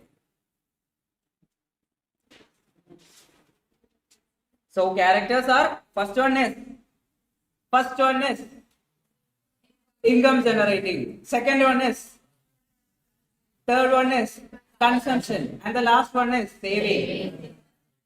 Okay, that can simply be savings. Okay, and the first one, you can either start a business or work for someone and earn money, right? You can either start or you can work. Either you can work as an employee or you can rule as a leader or whatever, as a business person or as a businessman. So economic occupations, what are coming under that? Economic occupations. Many things come under employment. A random person who is selected to work as an accountant or a HR. That are employment. Okay, that are employment given by either state or private sector, that are employment. Then there are professionals, right? As yes, professionals. Yes, that's a professional course. Engineers are professionals. Lawyers are professionals. Who else? Doctors are professionals. Many professionals are there. So with that professional certificate, they are earning. Not like the employees. They have any graduation and they are just working as an employee. Okay, these are professional courses and earning with that professional degree. Then business, the main thing. They can start a business. They can start a business. Then land property rental. How many of you are renting something out? In the future you might. Yeah, that's all. So rental, by you already have a property, you are renting the property, or if you are having a car, bike, or something, you are renting it. That's also an economic occupation. And income characterization. Income characterization. So I'll tell you. Coming to the employment part, how will be the income be? Salary. As a salary, you will get an income. So you are employed as a accountant in one of the firm. How will you get your income? Bank transfer. As a salary. As a salary, you are getting, not as a chartered accountant, normal accountant. As a salary, you are getting it. Then coming to the professional part, you are consulting a doctor, the professional. So how are they charging fees? They are charging it as fees. Coming to the business part, we already categorized the employment and the professional part away, and coming to the business part. How are businesses earning income? Profit. With the profit, they are earning income. Then rents comes up. Then FDs, fixed deposits, interest come up. RD also interest come up. Mutual and all depends. Sometimes it can go high, sometimes it can go down. But we can judge it with proper knowledge. As a chartered accountant, you will learn it also. Then the production part. Production part mainly involves goods and services. Is electricity involved? Yeah, during production, in many of the industries, electricity is the main core part. Without electricity, will anything work? Here, network error happen. Online students are suffering that time. Will anything work? Similarly. Okay, then manufacturing, software coding, teaching, everything comes under the goods and services production part. Okay. Then consumption, spending, or what is consumption? Spending. Simply spending. Oh, I have so much money, I am spending it. For what? Purchasing for your need, or your better house, or your parents, or your sisters or brothers, whatever, your friends needs. Purchase. Spending on something good and getting something invention. Then savings and the investment, it can be of many types, mutual, RDs, FDs, anything, you can do it in that manner. So when gold value go up, what is the general trend with the market?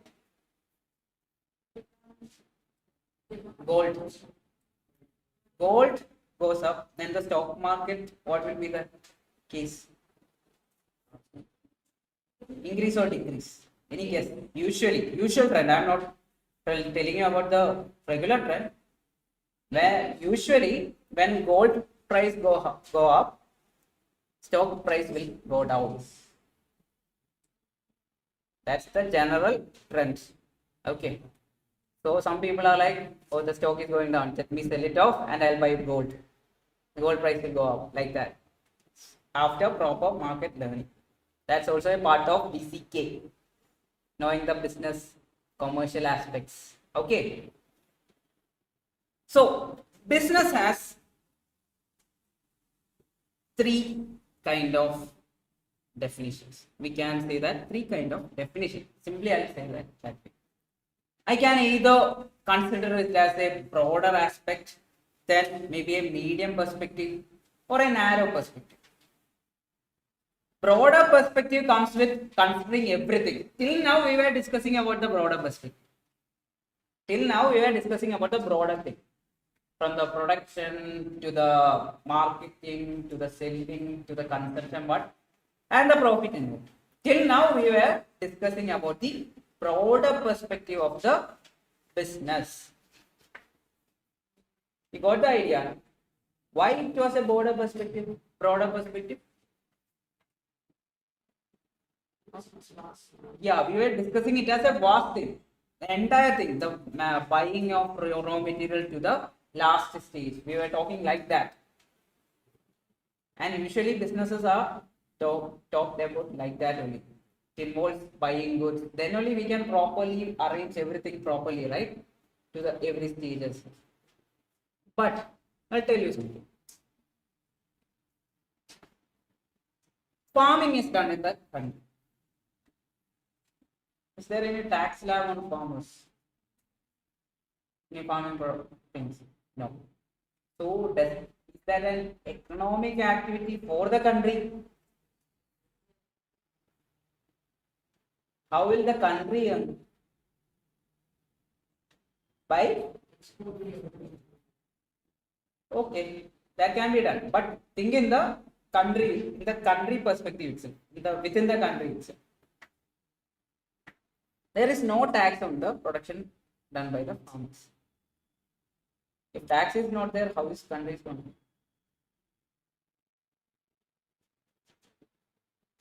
Any idea?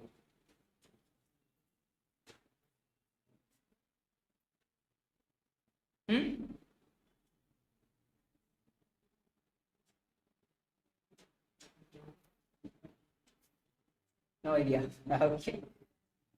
So farming is done, they sell the product and they get an economy, but the country is not getting anything from there. But coming to the next stage, this is converted to any other product, it is exported or something. From that part, the country is also earning it as an economic activity. So from the broader perspective, we are thinking to each and every level.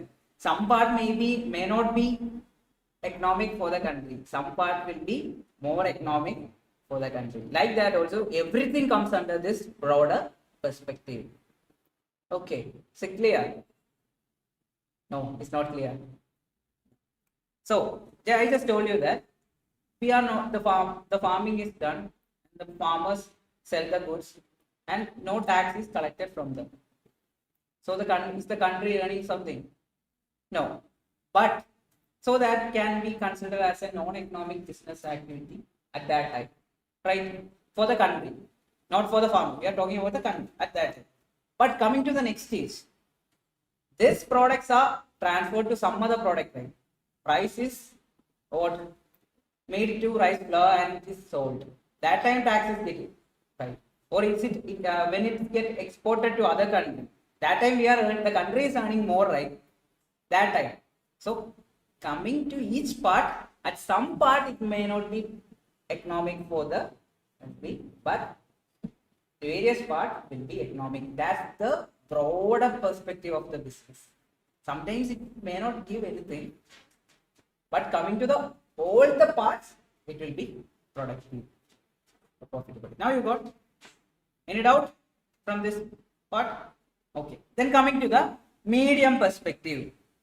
Coming to the medium perspective. So, medium perspective question. Particular type or activity involved in dash type of businesses.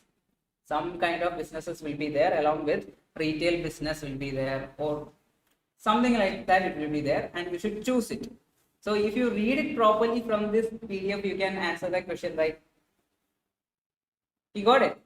So each and every point should be you should have in mind coming to the characteristics or even coming to the any of the parts of PCK. From this PDF at least. I'm not talking about the ICA material. ICA material is very vast. Okay, just like PCK. Okay. So medium perspective, business refers to a particular type of activity or industry such as retail business. So here we are only considering a particular type. In the broader perspective, we consider the every type. Here we are only considering a particular type. Single type or any other type will be considering in this medium perspective. That's the whole point. That's the whole point. So Tata Group will be considered under the broader perspective. Okay. HR in HR department of the Tata Motors comes under this narrow perspective. Now you got it? You didn't get? First of all, in the broader part, the entire business is considered. Just think that way. The entire business, coming from the production to whatever stages it takes, the entire business is considered in the broader part. Coming to the narrow part, we are only just considering one part of the business. That's why I said the example of this Tata Group. The entire group is considered in a business, and some divisions of it comes under this narrow perspective. Got it? Huh? Sorry, medium perspective. Sorry. Yeah, I just read the word wrong. Sorry. Medium perspective. Okay. That was your doubt. Oh, okay. You should have said that already. Yeah. Okay. Then the last one is the narrow perspective. Sorry, guys. I just mispronounced it everywhere. Oh, sorry. You should have said that. Okay. Yeah.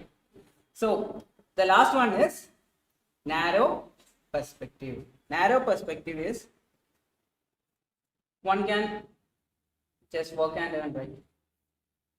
That's the worst scenario. No, regarding a business, just one person is a carpenter. He is just working and he is earning.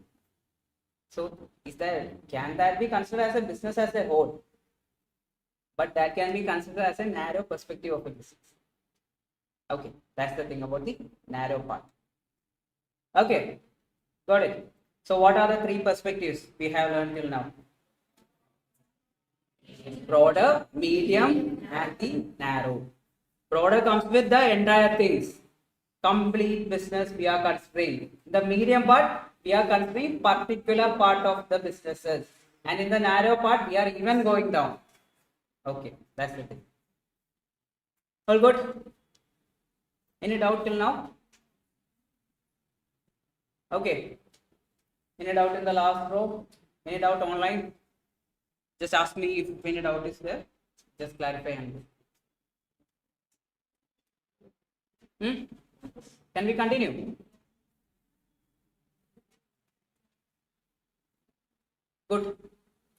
Let's go.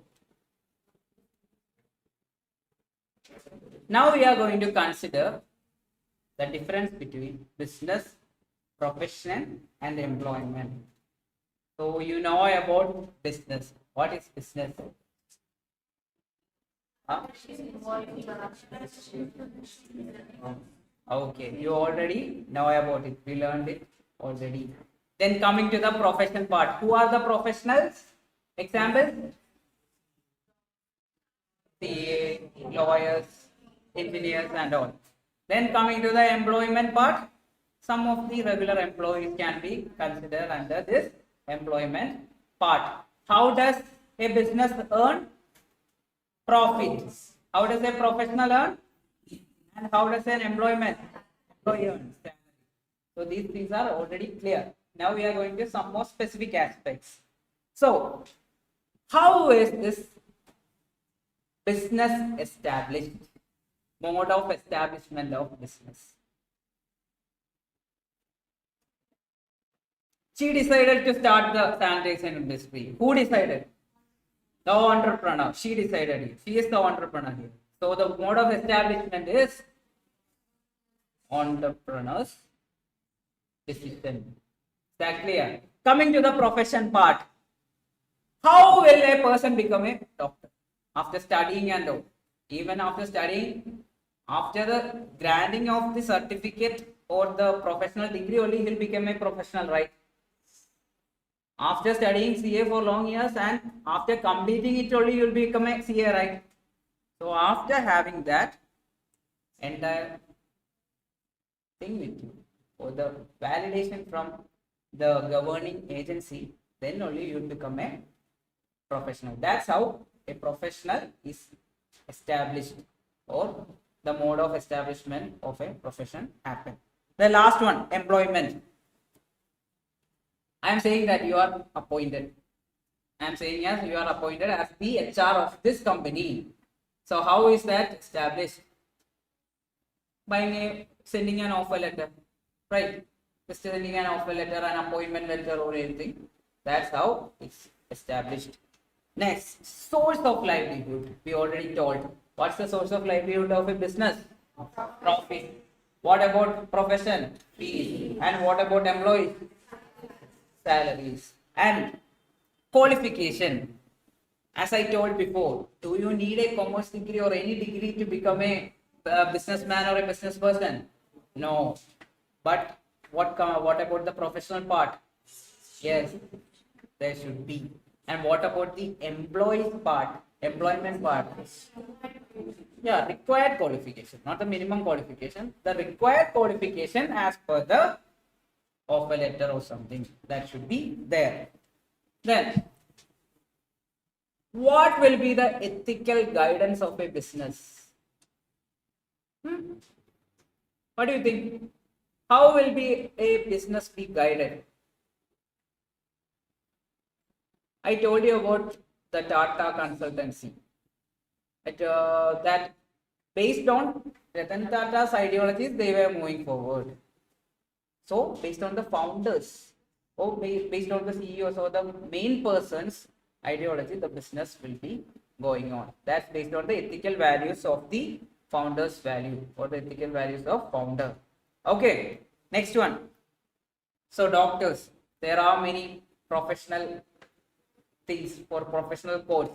If a patient is sick, they are supposed to take care of them. That comes under their professional codes and everything. And based on the professional codes only, they will be doing their part to earn what? Fees. Okay. And the last one, employees. So I am saying that I can behave whatever way I want. I am an HR. Let it be. I am an HR. I don't behave or I won't be I don't take care of any orders or anything from the employer. Will that works? No. The value should be as per base of the company. That's how it works. Okay.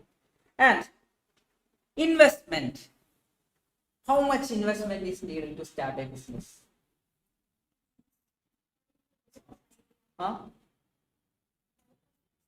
Type of business depends. Sometimes people even started business using zero money. Right? We have heard about some of the stories like that. Without even investing anything, they have started business. Like that it happens. So depends on the substantial requirement. Whatever requirement is there, based on that, they should invest. And coming to the professional part.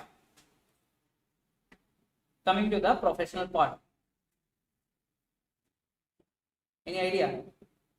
How much money is required? You guys are spending money on fees, right? And on ICA registration you are spending. And on exam registration you are spending. And you are spending for the travel and everything. And for the studies part, you are spending coming to a professional degree. Right? Required amount of fees. We can take that way. Required amount of money which they collect, the professional body collects. That much. Based on all that thing, this much money or the requirement of the investment needed. Got it? Coming to the employee. Employees, we are taking employees as a BCom grad. Let's take it like that. So how much spend on the studies from very lower age to the very higher age? How much money was spent? Based on that, it is taken care. You got the idea? Is it clear? Okay, done. Perfect. So, how free will be a businessman? Will someone question where you are going or something? Is there personal autonomy there? You can take your own decision. No one is going to question you if you are starting the business and all. I am saying that I am not opening the store today. Customers might ask. Will someone else, your employees might not ask. They are happy that they are getting a holiday today. Even the class, think about this class. We are giving a holiday. You'll be happy, right? Yeah. So no one is going to question that. That's the personal freedom or autonomy in a business. Coming to the professional part also. Professional part. Think as a CA. You are as a CA. You are a chartered accountant. Think like that, and try to answer this personal autonomy. You are doing your own kind of business. Just think like that. As a chartered accountant, you are doing the filings of your clients and all. Will there be personal autonomy? Yes, you can plan accordingly. If you want to work at night, you can work at night. Whatever time you are ready to do, you can do that. But coming to some other professionals like doctors and all, sometimes they need to go, but we are just excluding them. But quite a bit. That's why quite a bit. Otherwise, we would have said it's completely there. Okay, then coming to the employee part. Monday to Saturday, 9 to 8. That was in the offer letter. Can they just bunk some hours and go out? No, they are supposed to come and work there for that time. So, not much of personal autonomy is there, but depends on the employer. So, it depends on the employer how the personal autonomy of the employee works. Then, what will be the psychological motive for a businessman? Earn money will be there. Then I have a lot of money. Already I have money. Have you seen the movie Legend? Have you seen the movie Legend? He has a lot of money, right? Still, he created that movie and he acted in it.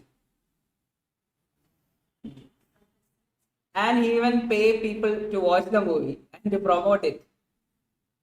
That's a satisfaction also, right? And to get popular, that also work. That thing. Okay. So you can connect it and learn just like that. Then, what will be the motive of a professional? As a CA, what will be your motive? Can you tell? After becoming CA, what will be your motive? Apart from earning money.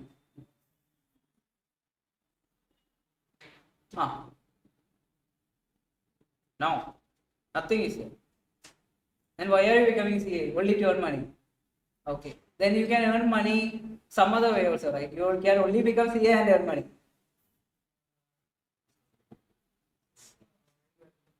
High values. Okay, that's okay. You will be respected. As a professional, you will be respected. Along with that, how will you be respected? If you are becoming a CA and a nuisance to the country, will that be respected? In the area, will you be respected? No. There should be some societal values you should follow. Okay. To the clients also, you should show that ethics and values you have. That's how. That should also be a motive. Hidden motive. Respect is there. But you should obey the societal laws and all. That's a burden action. Right? Okay. Then, livelihood for the employees. Their motive is to earn salary and to live. To live, they are working. Okay, that's how it works. Okay. So, she started the business, the sanitizer business. She started it long before the corona. She thought that, oh, let me start this one. Is that income certain that time? There is an uncertainty coming to a business. But during the corona, it was peak. Like that, likewise. So there is an uncertainty always coming to the business. And coming to the professionals. If you do your work properly, you will be paid correctly. As a professional, you do it correctly. That's the way how you earn the fees. And there is a high chance that you will get paid every time, even if you don't do it correctly. You just did a surgery for the left leg instead of the right. You'll get hit, but still you will be paid for that. That's the part of the profession. And for the employees, there will be a stable salary. Every time, every month, 1st of 30th of the month or 5th of the month, you will be paid your salary. And the stability. Coming to the stability. After long discussion, I invested so much money to start my tourism business 3 years prior. Everything I planned and I started it on March 2019. And I was going to go wellwards according to my plans and everything. People should come there and they should celebrate the tourism related things. Something. Okay. And I started it on March 2019. March 1st, 2019. On 23rd March, lockdown happened. Lockdown happened and it started for 2 years and everything which was there deteriorated. Likewise, so is the stability certain? You cannot think about any certainty. Sometimes it might fail if you didn't study the market properly, or any uncertain things coming up like that. Okay, then for a professional with the professional degree, you are guaranteed you will have a stability.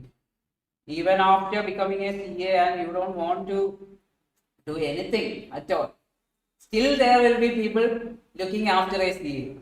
Out of the need of 8 lakhs or 7 lakhs CAs in the country, there are only 3 to 3.5 lakhs CAs in the country. Still there is a vacancy for around 3.5 to 4 lakhs CAs in the country. So if you complete the CA degree and if you are sitting home lazily, you don't want to do anything, still people will be wanting you. You are needed. That's the thing. So it's quite certain. And about the stability or the duration of the occupation of the employee's part, quite certain. There will be an agreement like you need to work properly till 58 years or 55 years you can work. After that, like that. Okay. Then transfer of interest or succession. If you are a CA, your daughter or son can be a CA. Is that possible? If you are a doctor, your daughter can also be a doctor. No, it won't work like that. There, in the case of profession, it doesn't work. And that will be the same case in the employee's part. If you are an HR, your son or daughter cannot become an HR. Okay. Then, in the case of business, is it possible? Yeah. Your father started a business. You can carry forward with that. You can either make it big or you can either make it fail. Both way it's possible. That can also happen.